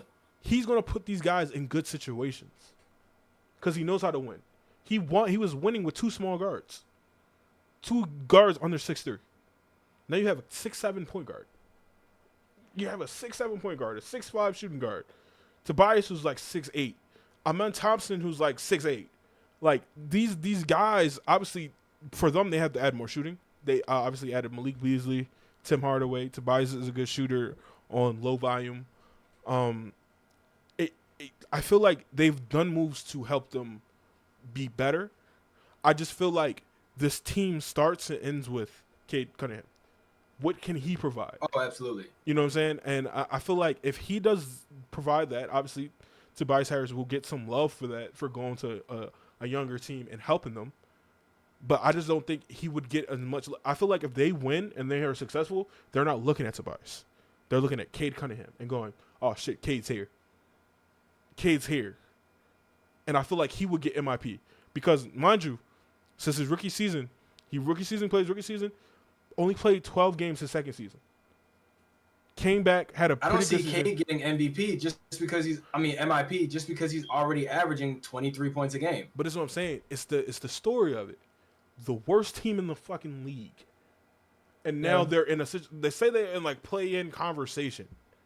Play-in conversation, even become 8th seed, stuff like that. Just in that. Cade Cunningham could become MIP. Just because he's the face of a team that was terrible, and they're now something. They're actually a competent NBA team. So here's the wrench I'm gonna throw in that, because I don't think you're wrong. The problem is when we talk about the narrative, if that were to happen, you're gonna have people who agree with you 100% and say this is Cade. Cade is here. But if you look at the record they had last year, and Cade averaging 23 points, 4 rebounds, 7.5 assists, having a great individual year, but them being trash, and then them bringing in veterans, one of which is Tobias Harris, who comes in, and if he does average 20 points a game, is it right to give the credit to the guy who did the same thing last year? Yes. Because Why? I feel like he did the same thing last year and they were trash. I feel like it was only him though. It was only him. So you bring in another 20 point per game scorer. How is it not the 20 point per because game they scorer look that at you what brought you in that gets the credit? They're looking at what you're doing and going, all right, he's doing the same shit. Now he has a better cast, so it looks better. If you average 30 points on a 3-win team, it doesn't terrible. Mean he's most improved. But it looks better, but it doesn't mean he's improved. He's the same. Like this might be biting my own like MIP thing. If Cam Thomas averages 30 points, let's say Cam Thomas averages 30 points. I want Cam Thomas to win MIP because I just fucking love Cam Thomas's game. Like he's a hooper. If there's a real chance Cam Thomas could average 30 points, and the Nets could win 15 games. Yeah, there's a legit chance. So does he win MIP? I want him to, but that doesn't necessarily mean he will. Okay. Especially, that's what I'm saying. If Cam, it'd be different. I think it would be different in my case. I just think he has a lot of buzz around his name, and now that he has all the shots in the world, there's nobody else shooting for real. That he's just going to go and fucking insane. He's going to have at least a couple 50-point games, moments like a lot. You got to check in the moments. Yeah. Those moments matter. If he go off for like 50 against like the Celtics, they're gonna be like, yeah, but remember when he did this? Remember when he did this with this team? Remember he did this team? They probably didn't win a lot, but he was fucking giving everybody buckets. I feel like with Cade, if he does, let's say he just ups his points to 25, ups his rebounds to 5, up his assists to 8.5, because he got actual players to pass to. I feel like they're going to look at Cade and go, Cade with a competent team is showing you that he can do the same shit and contribute to winning. Same shit, same numbers, close to the same numbers with a winning team or a competent team. The problem is the way that I'm looking at it is I'm looking at the MIPs of the past. Julius Randle increased his numbers. He was still on a bad team, but he increased his numbers dramatically. Mm-hmm. Tyrese Maxey increased his numbers. Like, you can't. Historically, the MIP hasn't been somebody who increased their scoring by 2 points. It just hasn't happened. But I do think if Tobias averages 21 to 23 points a game, and on top of that is a part of the reason why the Detroit Pistons go from being the absolute worst team in the league to a play-in team, possibly. Mm-hmm. There's not logically any reason why he shouldn't be in the conversation for MIP. I just don't think he would get the notoriety. Like, I just don't think they're going to see the Pistons and they're going to go Tobias Harris. They're going to, one, go JB Bickerstaff. They're going to go Cade Cunningham. And, I feel like for them to improve, it just can't be Cade. It just can't be Tobias. It has to be them as a team for him to get this situation. Like, MVP. You're not winning fucking MVP not making the playoffs. Like, you're just not. You're not going to win MVP. Like, it's still a team part of that in awards. Yeah. There's still a team part of that. I mean, rookie of the year doesn't really matter. Like we said, that doesn't really matter. It's normally the best rookie who wins. That's different. But I feel like team success plays into that award. And I feel like if his team, like I said, worst team, he is going to be the forefront. He's the face. I can put up numbers with a bad team, but I could put up the same shit with a competent team. So what does that say about me? But let me ask you this. Didn't the same thing happen with Joel? When? When he in his second year. Yeah, but I don't believe in giving the MIP to a second year guy. Cause like you're year or fourth year. Fifth. Fifth? Fourth. He was drafted in 2021, right? He was the draft after Mexico. That was yeah. So this is fourth year. Yeah, this is fourth year. This is fourth year. He's drafted in 21. It is? Yeah. Okay. Fourth year. But really third, because remember, he missed a season, practically a season. So that's what I'm saying. Didn't the same thing happen to Joel? I just don't think you do that though, because I feel like Joel played. He was playing his second season. It's different between he going into his fourth. He actually played games. Though he only played 12 games, he actually played games. But remember, Joel missed his first two, came and played like 30, I think, in his rookie season. Mm-hmm. His second season was his first full season. Yeah. I just don't think you could get MIP for like your second year playing. Like you're look third when we were still. That was 2019. I just feel like when you're like, I don't know how to put it. I just don't believe in second year guys being an MIP. I don't think it makes sense because like you're supposed to get better. Like if it's a second year guy who didn't get play, hopping on the scene, I think that's more of a thing. Okay.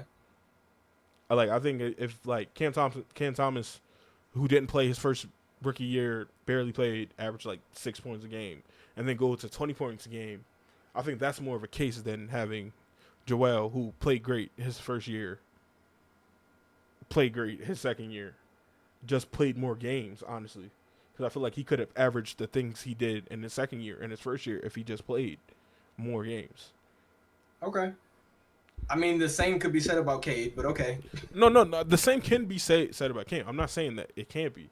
I'm just saying the story and plus him, being able to lead the way. Like, Tobias isn't going to lead the way. It's Cade. They're going to put the ball in Cade's hand majority of the time.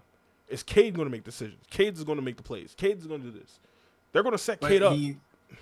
But is he improved is what I'm saying, or has the team just improved around him? That's the only thing that we're kind of disagreeing is I don't think Cade himself is going to improve drastically enough. Yes, the team will have more success, but he as an individual player, his numbers, I don't think are going to improve drastically enough for him to get MIP. Unless he starts averaging like 26, that's different. Which I can see him doing.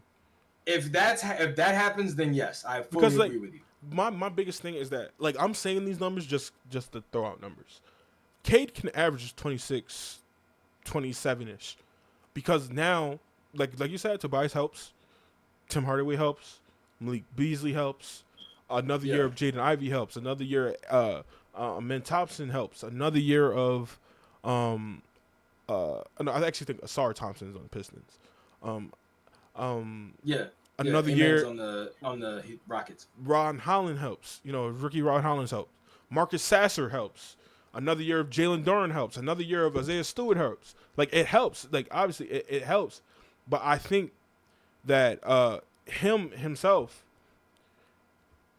with the guys around him and his team is no longer sought out. There's a couple times where it's like, we're only going to guard Cade because nobody else can do shit. Now that you have a competent team around him, oh shit, I'm not getting doubles every time? I'm not seeing 3 bodies. I'm only seeing 2. I can get around 2. At least it's not 3. Like, just the situation, and then their game's growing. And like you said, he's not a pass point guard to me. He did average 7.5 assists on a team that was dog water. So credit to him. For finding that shit. And it was mostly to Jalen Duran. Jalen Duran. It was mostly lobs. Lobs to Jalen Duran and Isaiah Stewart. But I just think with a better team, less pressure on him. But that means less pressure, he could do more. And I feel like Cade, has a better shot of winning MIP than Tobias Harris. What's next? Depoy. Depoy, yeah. Depoy. You want to go clutch player? Let's get that out the way because nobody. I don't have it. Darren Fox. That's the winner. That's all I got. My number 3, I have De'Aaron Fox. Number 2, I have Steph Curry. I literally just picked the guys that won it last. You gonna give it to DeMar DeRozan? Nope. Who? Tyrese Maxey. Bro, you're such a fucking homer. You are such a homer. Here's why I'm picking Maxey. It's strictly based off of what I saw in the playoffs. Mm-hmm. I think Maxey's getting to the point now where he's getting more comfortable being the guy who has the ball in his hands late in games. And I think now we're entering an era where teams know, like, we just can't we can't let Joel Embiid touch the ball. Like, we just can't late in games. Just don't do it. Don't let him get the ball. Even on the 3-point line, he's dangerous. Like, just don't fucking do it. Paul George, I think he's going to hit some clutch buckets, but I think Tyrese Maxey has the confidence now, and obviously being a point guard, the ball usually gets inbounded to the point guard. I think he's going to have a lot of clutch moments. Now, the asterisk on this is how many close games are we actually playing in? Because clutch moments usually means, like, I think it's the 5 points or less. Last 5 minutes or less. Game, 5 points or less, yeah. Right. So I think that's going to be a big part of it. How many close games are we actually playing in? I feel like we are going to be a good team. It should be like last year where we beat the teams we were supposed to beat. And I feel like this year we're more equipped to beat the teams now that we should. I mean, not even necessarily have trouble because, like, we're going into this. Like, Vegas have the Sixers as the 3rd highest odds to win the championship. So they're going into it as favorites to win a lot of these games. So the thing about Maxey that I like is now he's really the long ball is definitely a game now. Like, it's firmly like something that you have to watch out for with Tyrese Maxey. So because of that, teams are coming up to guard him much higher, and they're doing a lot of high pick and rolls with him and Joel.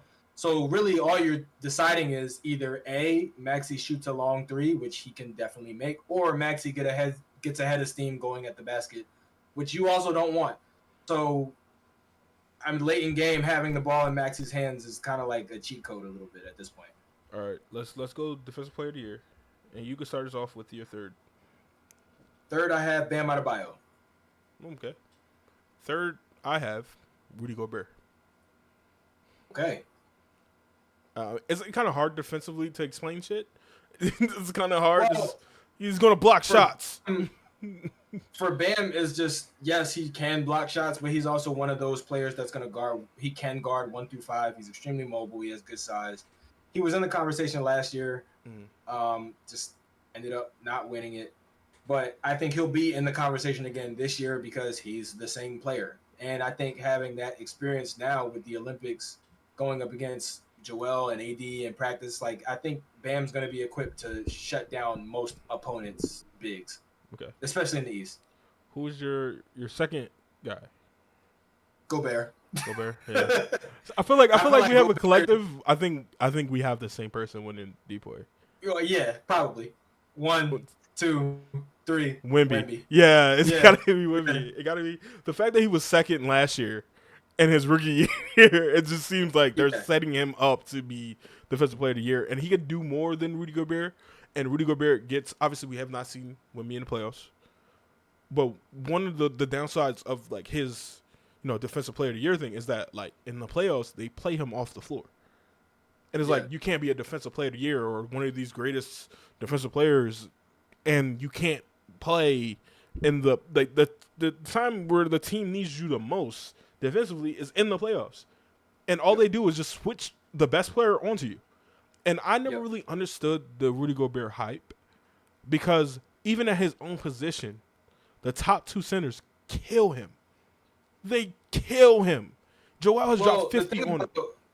the thing about Gobert is that he's always played in a system where he's more of just the last line of defense. Mm-hmm. You play great defense one on one, and I think that is what always gets exposed in the playoffs. Is that not only is he not a great one on one defender, but when you're going up against teams that are going to have dynamic guards like Kyrie, Luka, SGA, like all these different guards, when you try to play that drop coverage where Gobert stays back, it's not going to work against guards that can knock down mid-range shots. Yeah. Like most teams, most players, especially in today's NBA, are right programmed to either get to the basket or shoot the three. I'll tell you right now, When you have guys that can shoot a mid-range shot, it's like you have to come up. But when you come up, that's when Gobert really gets exposed. Prime Chris Paul would eat that motherfucker alive. Prime Chris Paul Oh my God. and fucking Sean Livingston. Golden State Sean Livingston would destroy Rudy Gobert. He would score 50 off of drop coverage. Listen, that shit was I mean, automatic. we saw it already when the Mavericks played the Timberwolves. Like the Timberwolves had the number one defense or one of the best defenses in the league. Mm. But it was primarily that drop coverage. You have great perimeter defenders. You let them do their work, and you have Gobert kind of hang out in the back and just be the last line of defense and block shots. But when you're going up against a team that's going to have, number one, really athletic bigs that can roll really fast after they come up to set a high screen, it's like somebody has to guard these guys. You have to come up on Luka because he can knock down the mid-range shot. Kyrie can knock down the mid-range shot. But you also have to get a body on the Derek Lively's and like those types of guys because they can get to the basket fast. Mm-hmm. So they're catching lobs all over the place. So like that whole drop coverage thing, like, yeah, it might work in the regular season, but when you get up against the elite teams, specifically the elite guards, like you said, they play them off the floor. Yeah, and Wemby, it just seems like he's prime for it. He's averaging like 3.5 blocks in his first year, which is fucking insane. And on top of that, he's got better defenders around him as well. Yes, better defenders, smarter defenders. Harrison Barnes and Chris Paul, they're still smart defenders. They're not as great as they used to be, but they're still smart. They still, poke the ball loose. They can still like do certain things like that. Go ahead. I'm sorry.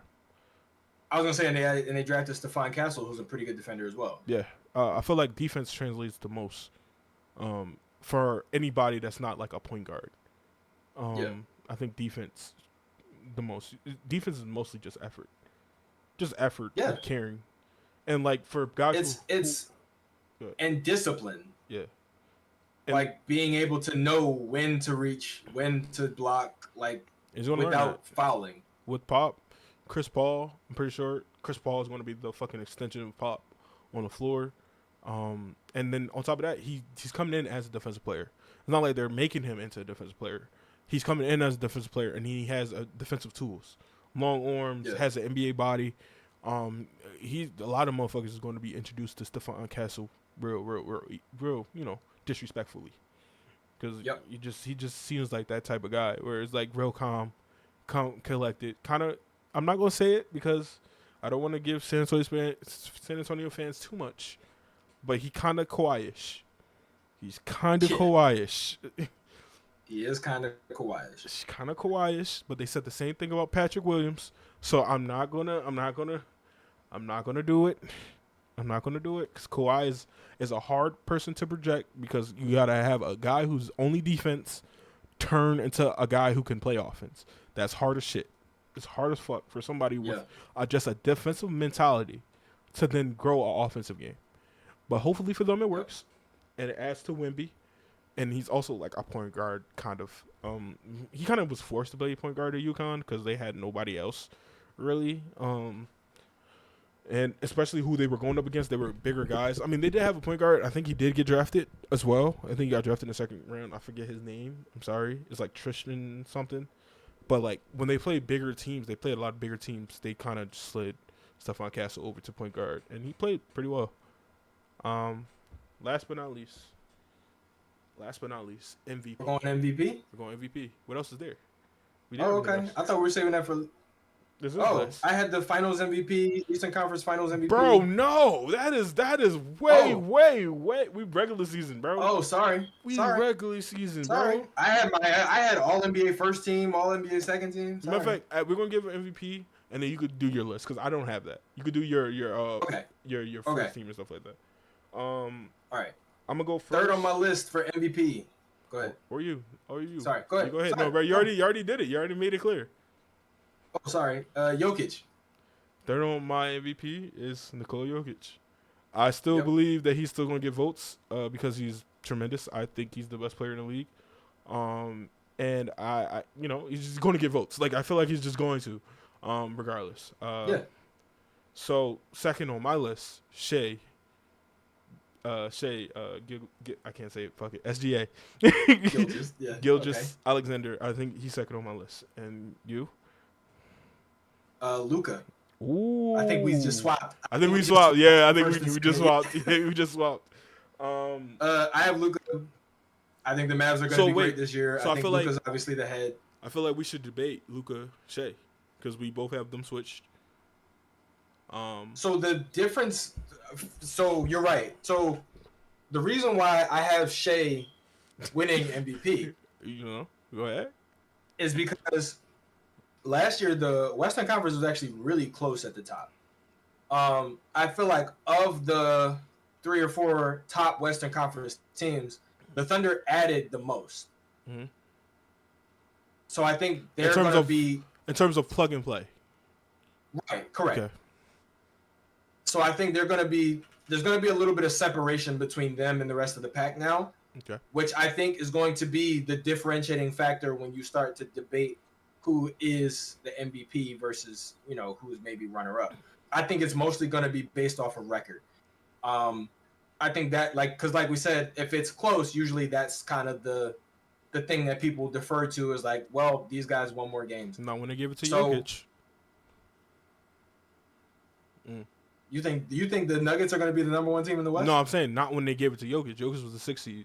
Oh, when he won his first one, Typically, it's like the best player on the best team, unless somebody does something historic, or somebody is just head and shoulders clearly the better player, the best player in the league. And that leads into my point exactly. With the addition of Klay Thompson, Najee Marshall, Spencer Dinwiddie's back, Quentin Grimes, who a lot of people forget they traded for, Klay Thompson, the team is going to be better. That already? I said Klay Thompson twice? You said Klay Thompson first, yeah. Oh, that's it. I'm sorry. First and last. I'm sorry. I wanted to emphasize Klay Thompson. Replacing Klay Thompson, obviously, replacing Derrick Jones Jr. with Klay Thompson in the corner is going to do wonders for Luka. So now his assists are up. Now Klay Thompson, you can't leave him. No matter how much people talk shit about Klay Thompson, you cannot leave that motherfucker. You cannot. Also, to clarify, even the people who are saying Klay Thompson is washed, nobody has ever said, at least I've never heard anybody say, you can leave him open now. Yeah, like nobody's ever said you can leave him. You're safe leaving Klay Thompson open now. No. Nobody's ever said that. No. And I feel like Klay Thompson got some shit to prove. He got some shit to prove. And it's crazy how Luka has LeBron and Steph went to war. And now Luka has both their number 2s. And it's crazy as hell how he put together. Yeah, Championship experience. That's crazy. Championship experience. Klay, I feel like has something to prove, and he with the lesser role, and I feel like the being benched by his team that he helped build that to glory. I feel like that humbled him, and I feel like he's going to be willing to do anything to prove everybody wrong. Kyrie is Kyrie. Kyrie is fucking Kyrie. And that's enough said by itself. They're going to win more games. They should be one of those regular season teams that should definitely improve from last year. And I feel like Luka's numbers, once again, you have to stay on Kyrie, and now you can't leave Clay. Mm-hmm. I think Luka's points pick up. I think Luka's gonna lead the league in scoring. I think he might have done it this year because Joel got injured, if I'm not mistaken. Yes, he did. Yeah. I think he leads the league in scoring. I think he also leads the league in assists. His team's improved with all the passing options. They got the centers. They got Kyrie. They got Clay. Najee Marshall is a corner guy. So you got Clay, one of the second best shooter of all time. Kyrie, probably one of the second best Batman of all time. I mean, second best Robin of all time. Probably one of the best. Probably to what, Scotty? He's the second best to where, like, I got you. I mean, unless you want Kobe Shaq, but Kobe Shaq, they both was kind of Superman. Well, they both were. Like, it's tough. I was gonna say, yeah, Kobe Shaq. What made them so special? Kobe and Shaq. That were both Kobe and Shaq was Shaq was Batman, Kobe was Robin, and then they switched. Yeah. And Kobe became Batman and Shaq became Robin, kind of. Yeah. And then Shaq goes to Miami and Shaq is once again Robin and D Wade was Batman. Yeah, I mean, shit. You might be right. Come on now. You might be the second best Robin of all time. Come on now. I mean, I can't think of any. Well, at least top 3. At least. I think Magic. Well, I don't know. That's the same thing with Kobe and Shaq, though. Him and Kareem. Yeah, it's the same as Kobe and Shaq. Because I can't really call one Robin. Like, I can't. Like, I could say Scottie Pippen was Robin.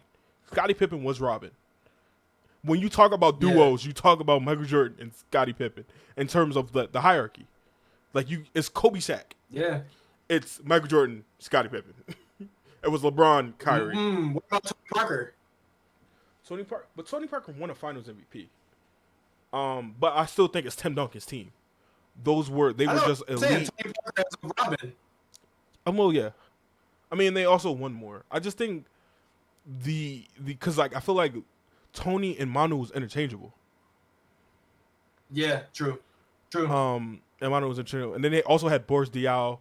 They also had the fucking Flamer and fucking Patty Mills when he first got there. Danny Green. Yeah. So they had a lot of interchangeable pieces, but I think mostly is Manu and Tony.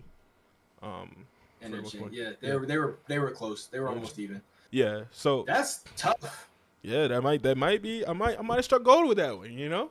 But back to my. See, and I feel like it's the same. I feel like it's a lot. It's a lot of that where like the Kobe and Shaq kind of situation where one of them was Batman, one was Robin, and then they switched. Yeah. Because I kind of feel that way about Wilt and Jerry too. Because like you can't even say Kevin Durant and Curry were that. Kevin Durant the same way. Yeah. Same way. KD and Russ, but they didn't win. And then on top of it, no, I can't even say that. In that playoff series, James Harden was fucking terrible, so I can't even say they were interchangeable. And also Russ was significantly better. James Harden was coming off the bench mostly when KD was still there. But no, I'm saying like in a sense where like even Manu was coming off the bench. Tony, James wasn't good in that playoff series against the Miami Heat. Yeah. At all, like he was terrible. But that's what I'm saying. Kyrie, Clay, can't leave him. You can't play up. You can't blitz him because now he got his lob threats. The one edge that I would give to OKC is the one thing that we as Sixers fans have been talking about for forever, which is continuity. The Thunder didn't lose as much, whereas the Mavs did. They replaced what they lost. And in many cases, they replaced what they lost with an upgrade. Yeah. But nonetheless, those are still new guys. Whereas the Thunder literally just added I mean, they lost Josh Giddey, but that's one person. They were willing to lose him. That's different. Right. It's not like they lost him and Right. fuck, we lost him. It was like we're done. Like Yeah. I love what And they Stefanski got- did. I love with him, like, Same. because he could have made a deal during the season, but he wanted to see his team in the playoffs to see what they needed, and they executed that shit. The fuck out of it. They did, getting the best two hustle guys, two guys who are major parts of their team. One of the reasons Chicago was winning in those late game situations was because Alex Caruso could switch on to fucking anybody and be successful. Yeah. He's like I think white if Drew we're Holiday. talking, White I think Drew if we're Holiday. talking potential, he is white Drew Holiday. Yeah. That's crazy. I think if we're talking potential, Dallas has a much better roster on paper. Mhm.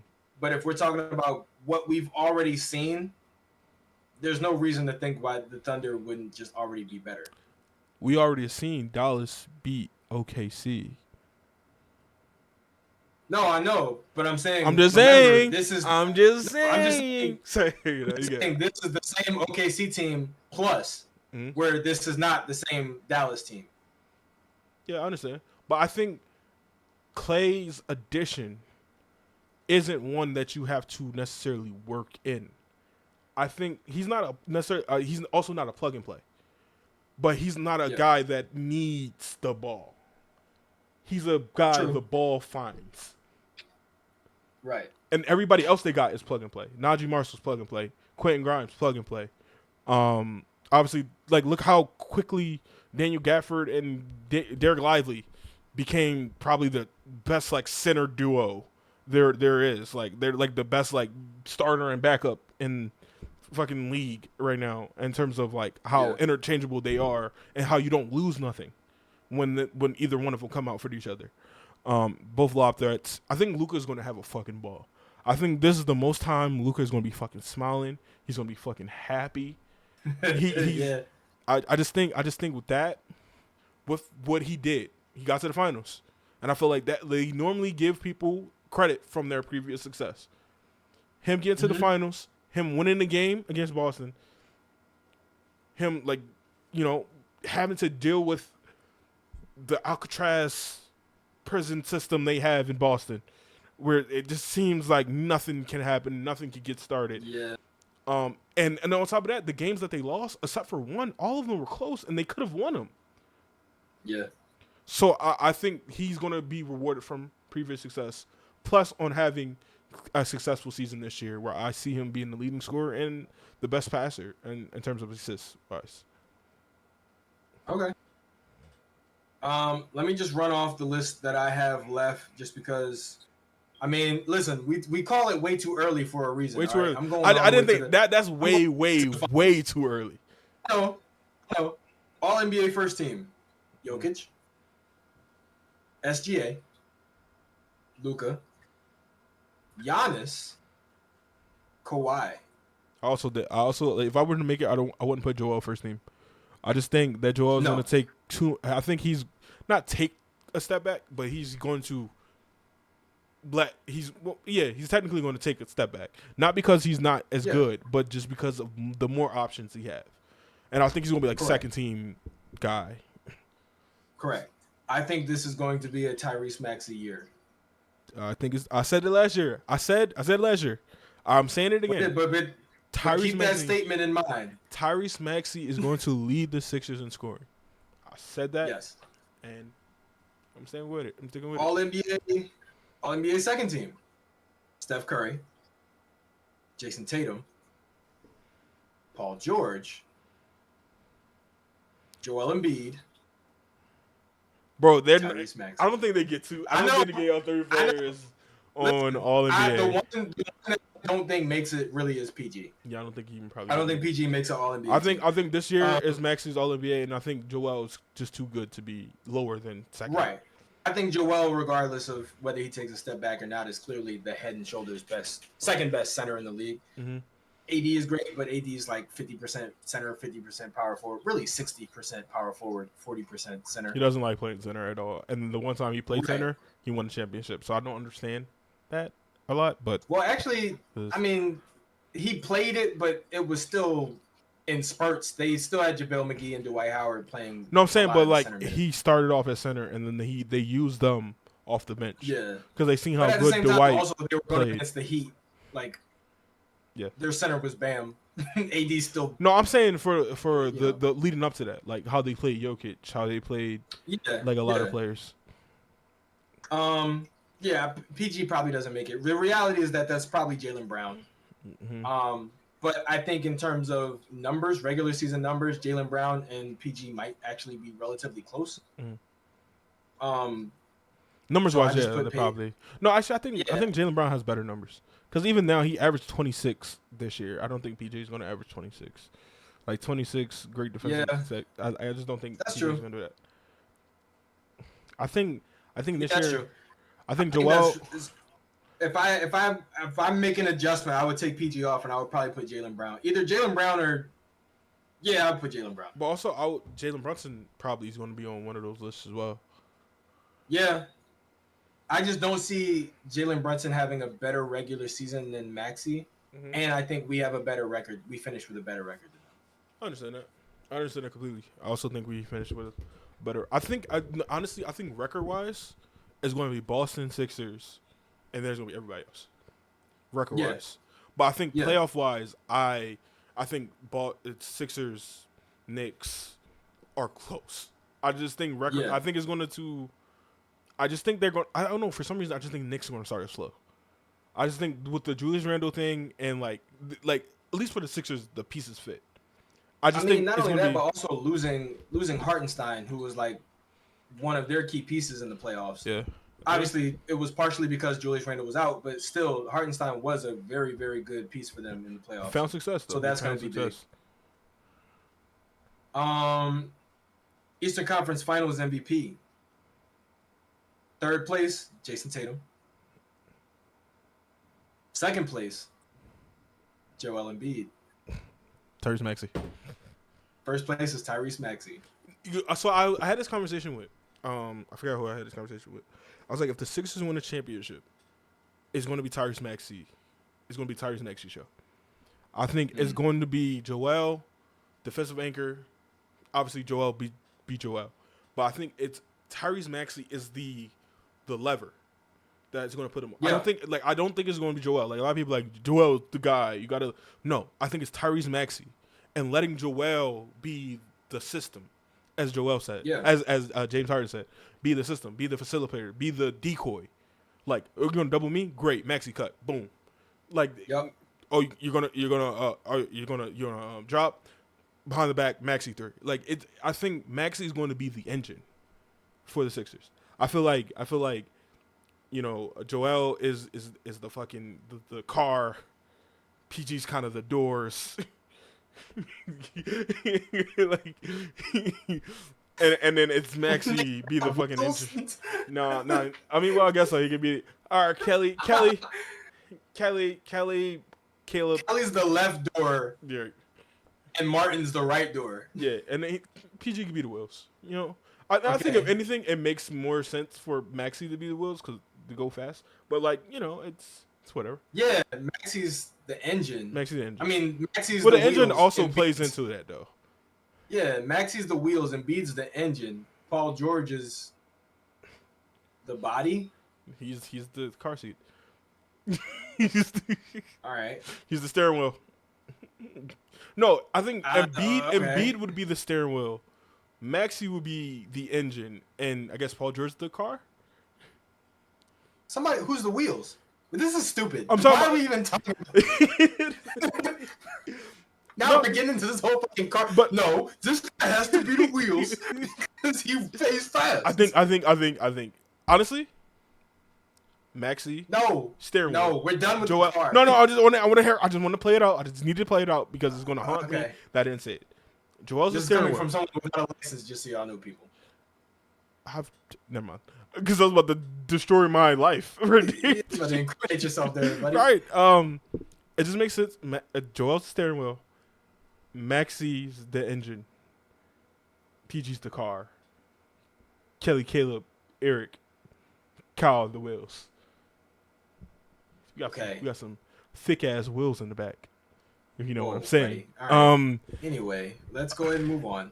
Jared's the windows. Western Conference Finals. Jared McCain's the windows. Jared's the mirror. He's definitely the mirror. Mr. TikTok dance. TikTok.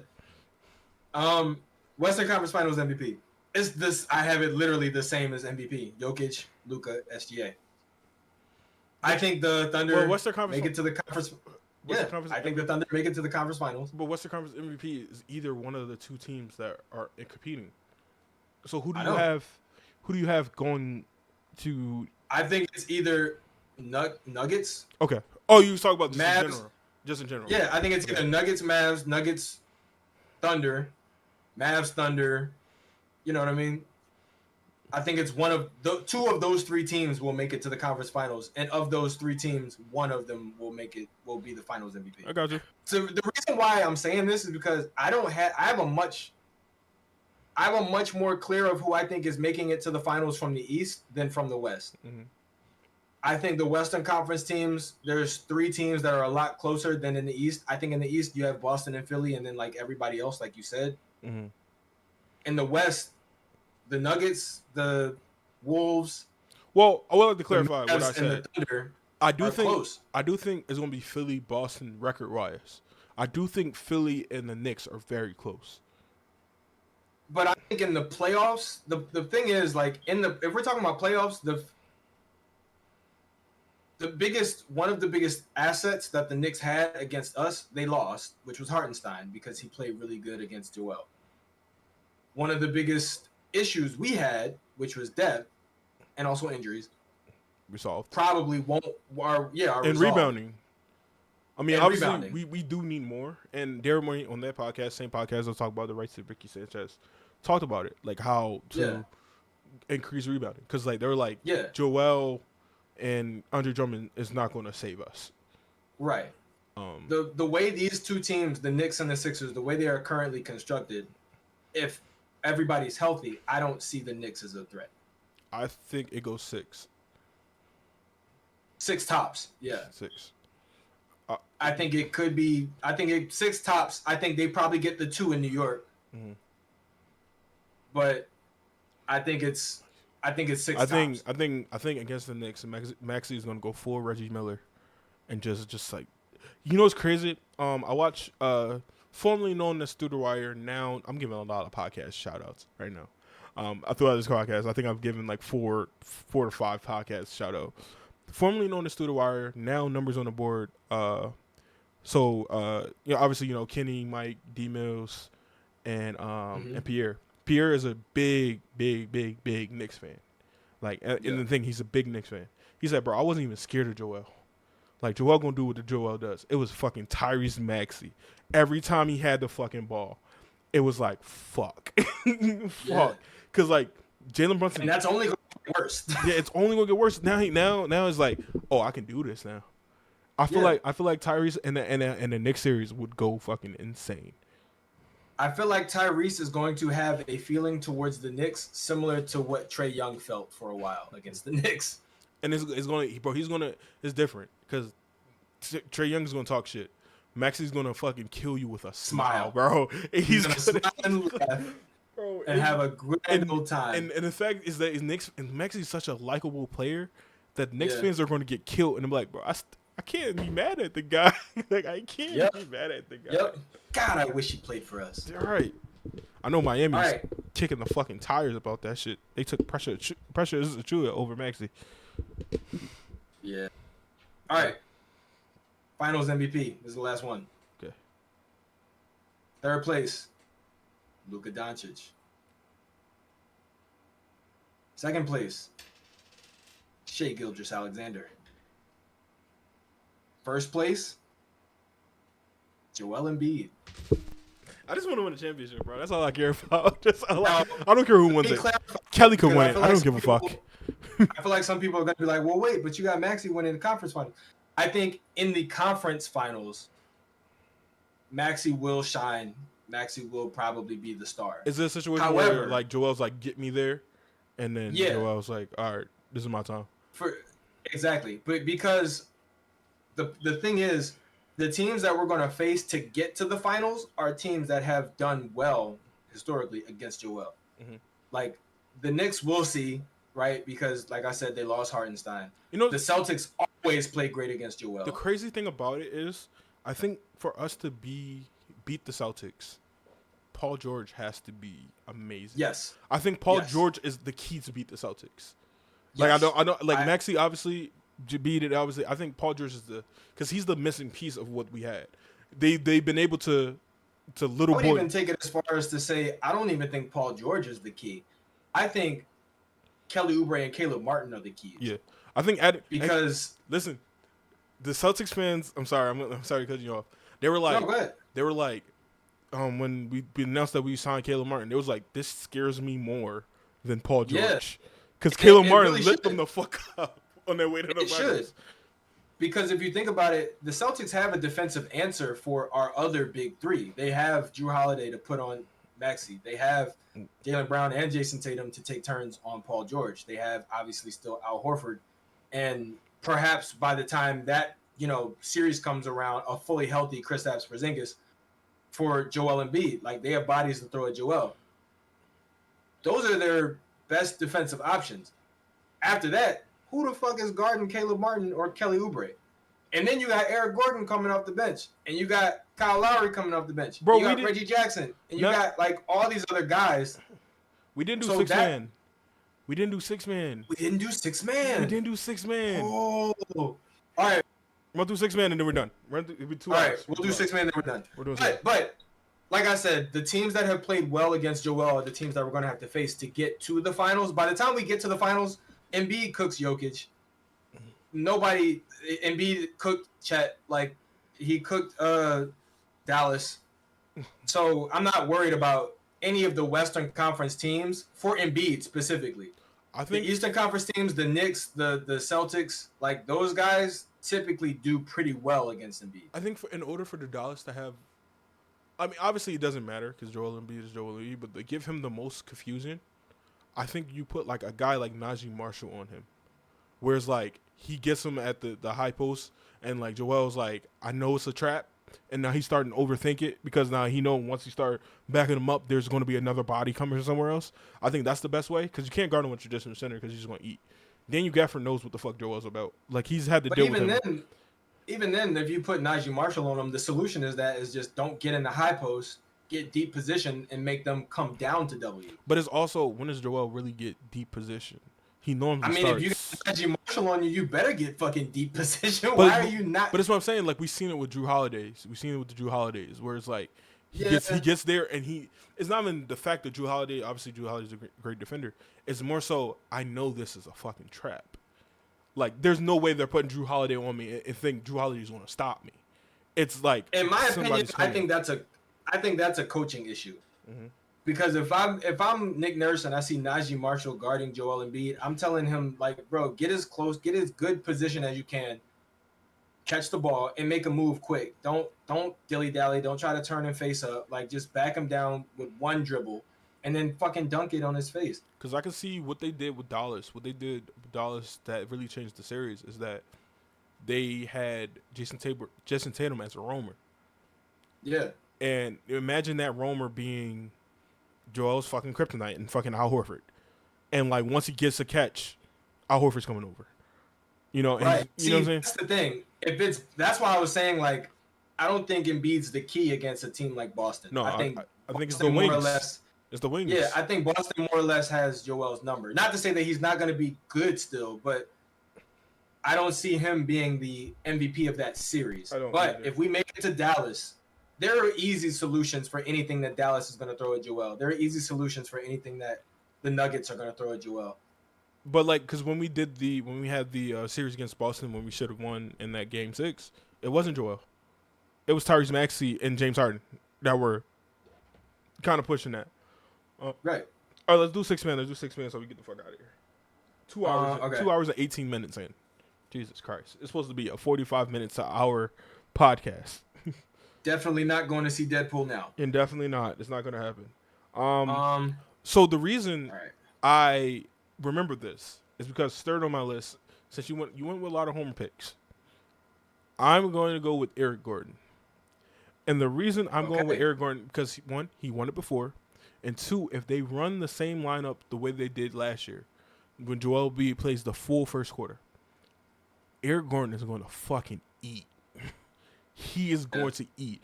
And for those who are not familiar with Eric Gordon's game and think he's just a shooter, Eric Gordon can still put the ball on the floor. He can still get to the rim. He's not athletic or nothing like that, which makes his game so fucking intriguing to watch. He could get to the rim. He has floaters. He has a mid-range game. Eric Gordon could damn near do the same thing. Not obviously doesn't have the speed. He could have that 2-man game with Joel like JJ did. And on top of that, he has JJ range. Yeah. That's the biggest thing, is that you have to guard him kind of damn near when he cross half court. Like, Eric Gordon has the gravity. It's crazy to say this, but he has the gravity of a Klay Thompson. Whereas, like, you cannot leave this motherfucker open. Last year with the Phoenix Suns, he was a great pickup for the Phoenix Suns last year, and he averaged like 12 points a game, I think, last year. And now he's going to be in a situation where there's constant double teams. I think he's going to eat. I would love for them to have gotten another shooter, like a possible Gary Trent, or just Luke Kennard, who just re-signed with the Memphis Grizzlies. Like, them finding another shooter to go along with that. But also, a lot of these shooters come with like a kind of being defensive liabilities. But I think Eric Gordon is going to eat, so I put him third. John? Oh, sorry, my bad. My third place. Can you hear me? Yeah, I can hear you. All right, you froze for a second. Honestly, Luke Kennard. Luke Kennard? Oh shit. Okay. I think coming off the bench for Memphis, all he's going to be asked to do is shoot. I mean, I think Luke Kennard will be one of the leading bench scorers in the league. He's not going to give you much of anything else. Yeah. But again, depending on record, how the Memphis Grizzlies finish, that might be all that he needs. Yeah. So my second place is the current reigning Sixth Man of the Year, Naz Reid. I have Naz Reid coming in second. Bucket getter. I just think there's one guy over him, and one guy who would have won it if he didn't get injured. Okay. My second guy is Alex Caruso. Sixth Man of the Year? Yeah. He's starting. What? At what? I'm positive that he's starting at like the 2 or the 3. Over actually, Jalen no, Williams? that's actually different. Never mind. I forgot they made changes. It's probably gonna be Shea. Jalen Williams, Lu Dort, Chet, and yeah. No, you're right. Okay, go ahead. Make your case for him. Well, I was just gonna say, I think he's coming off the bench. I think he's going to be a primary ball handler off the bench, along with being one of the best defenders on the team, guarding positions essentially probably 1 through 3 or 1 through 4, along with being hopefully still a great, a threat to score at the basket and around the basket. And I think the Thunder are going to have a great record. So in addition to that, I think he's going to be a big part of that, and being one of their key offseason additions. If he has a great performance and it also leads to the Thunder being a better team, it's going to be impossible for him to not get that look. He may not win it, but he'll definitely be in the conversation. And I think remember, Sixth Man of the Year is just if you come off the bench for majority of the season, not all season. But I also think Sixth Man of the Year is a majority based on scoring. It's like always been a scoring award. Who can score off the bench? For the most part.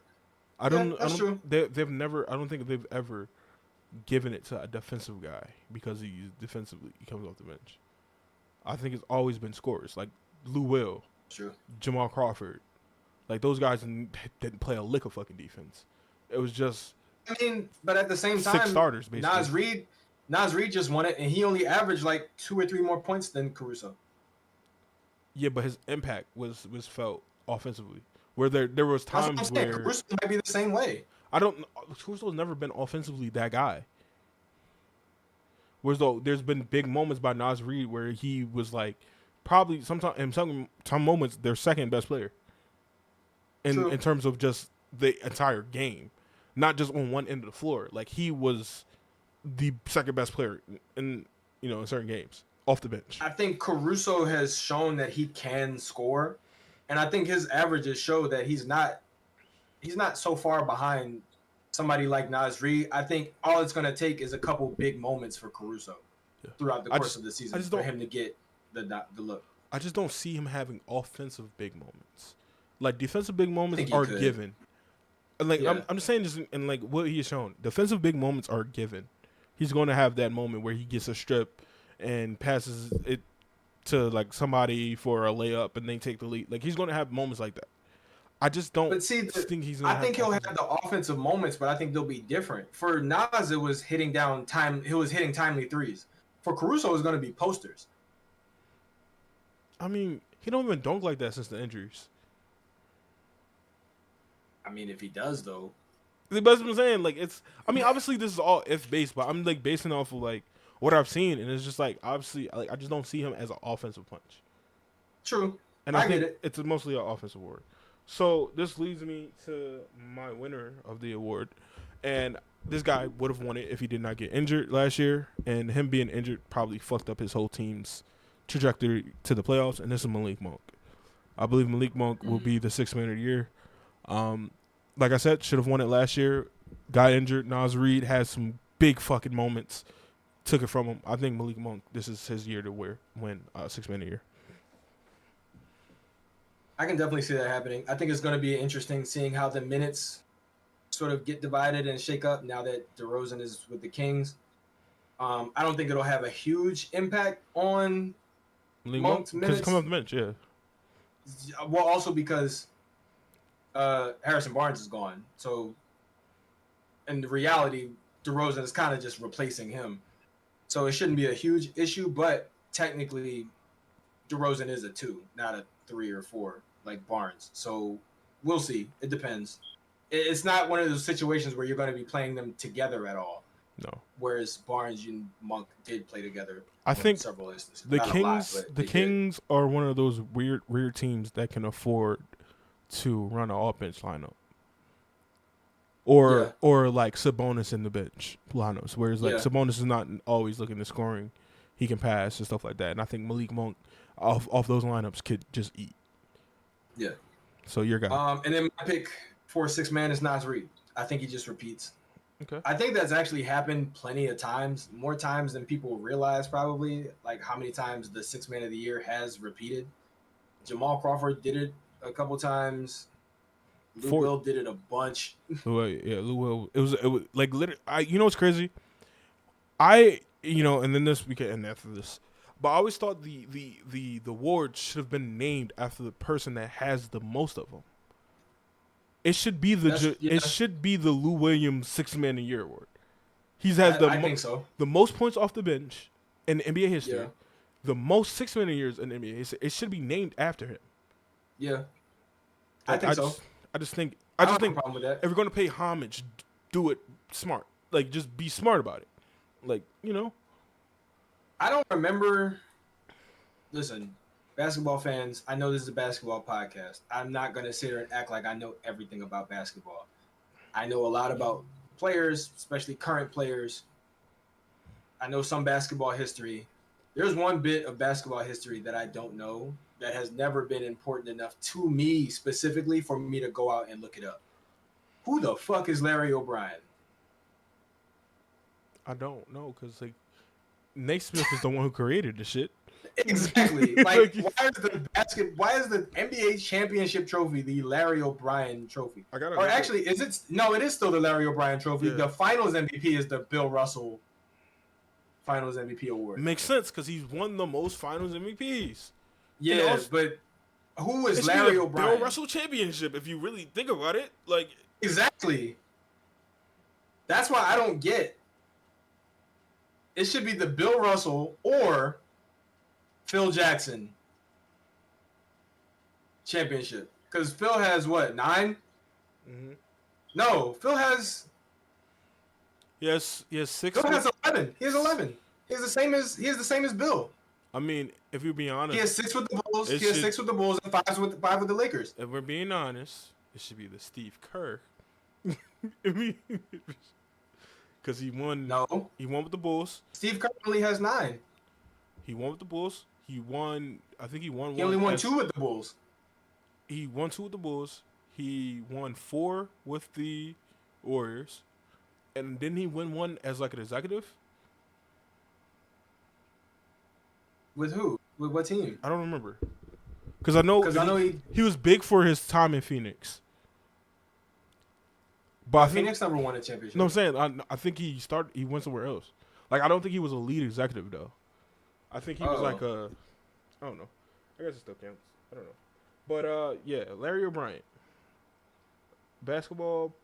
He was the first commissioner.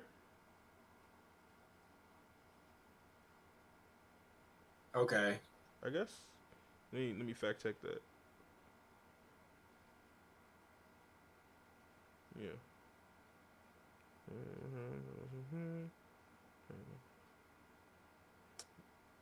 So Steve Kerr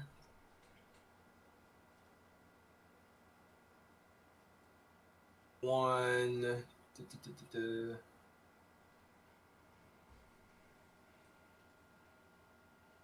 No, Steve Kerr won 1 with the Spurs too. Yeah, I know. But that's only 3 as a player.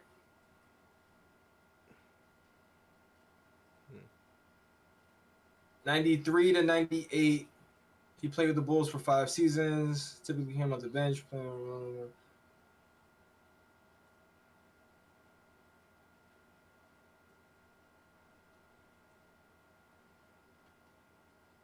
trying to figure this out. This is bad podcasting because we're not talking. In 96 and 97.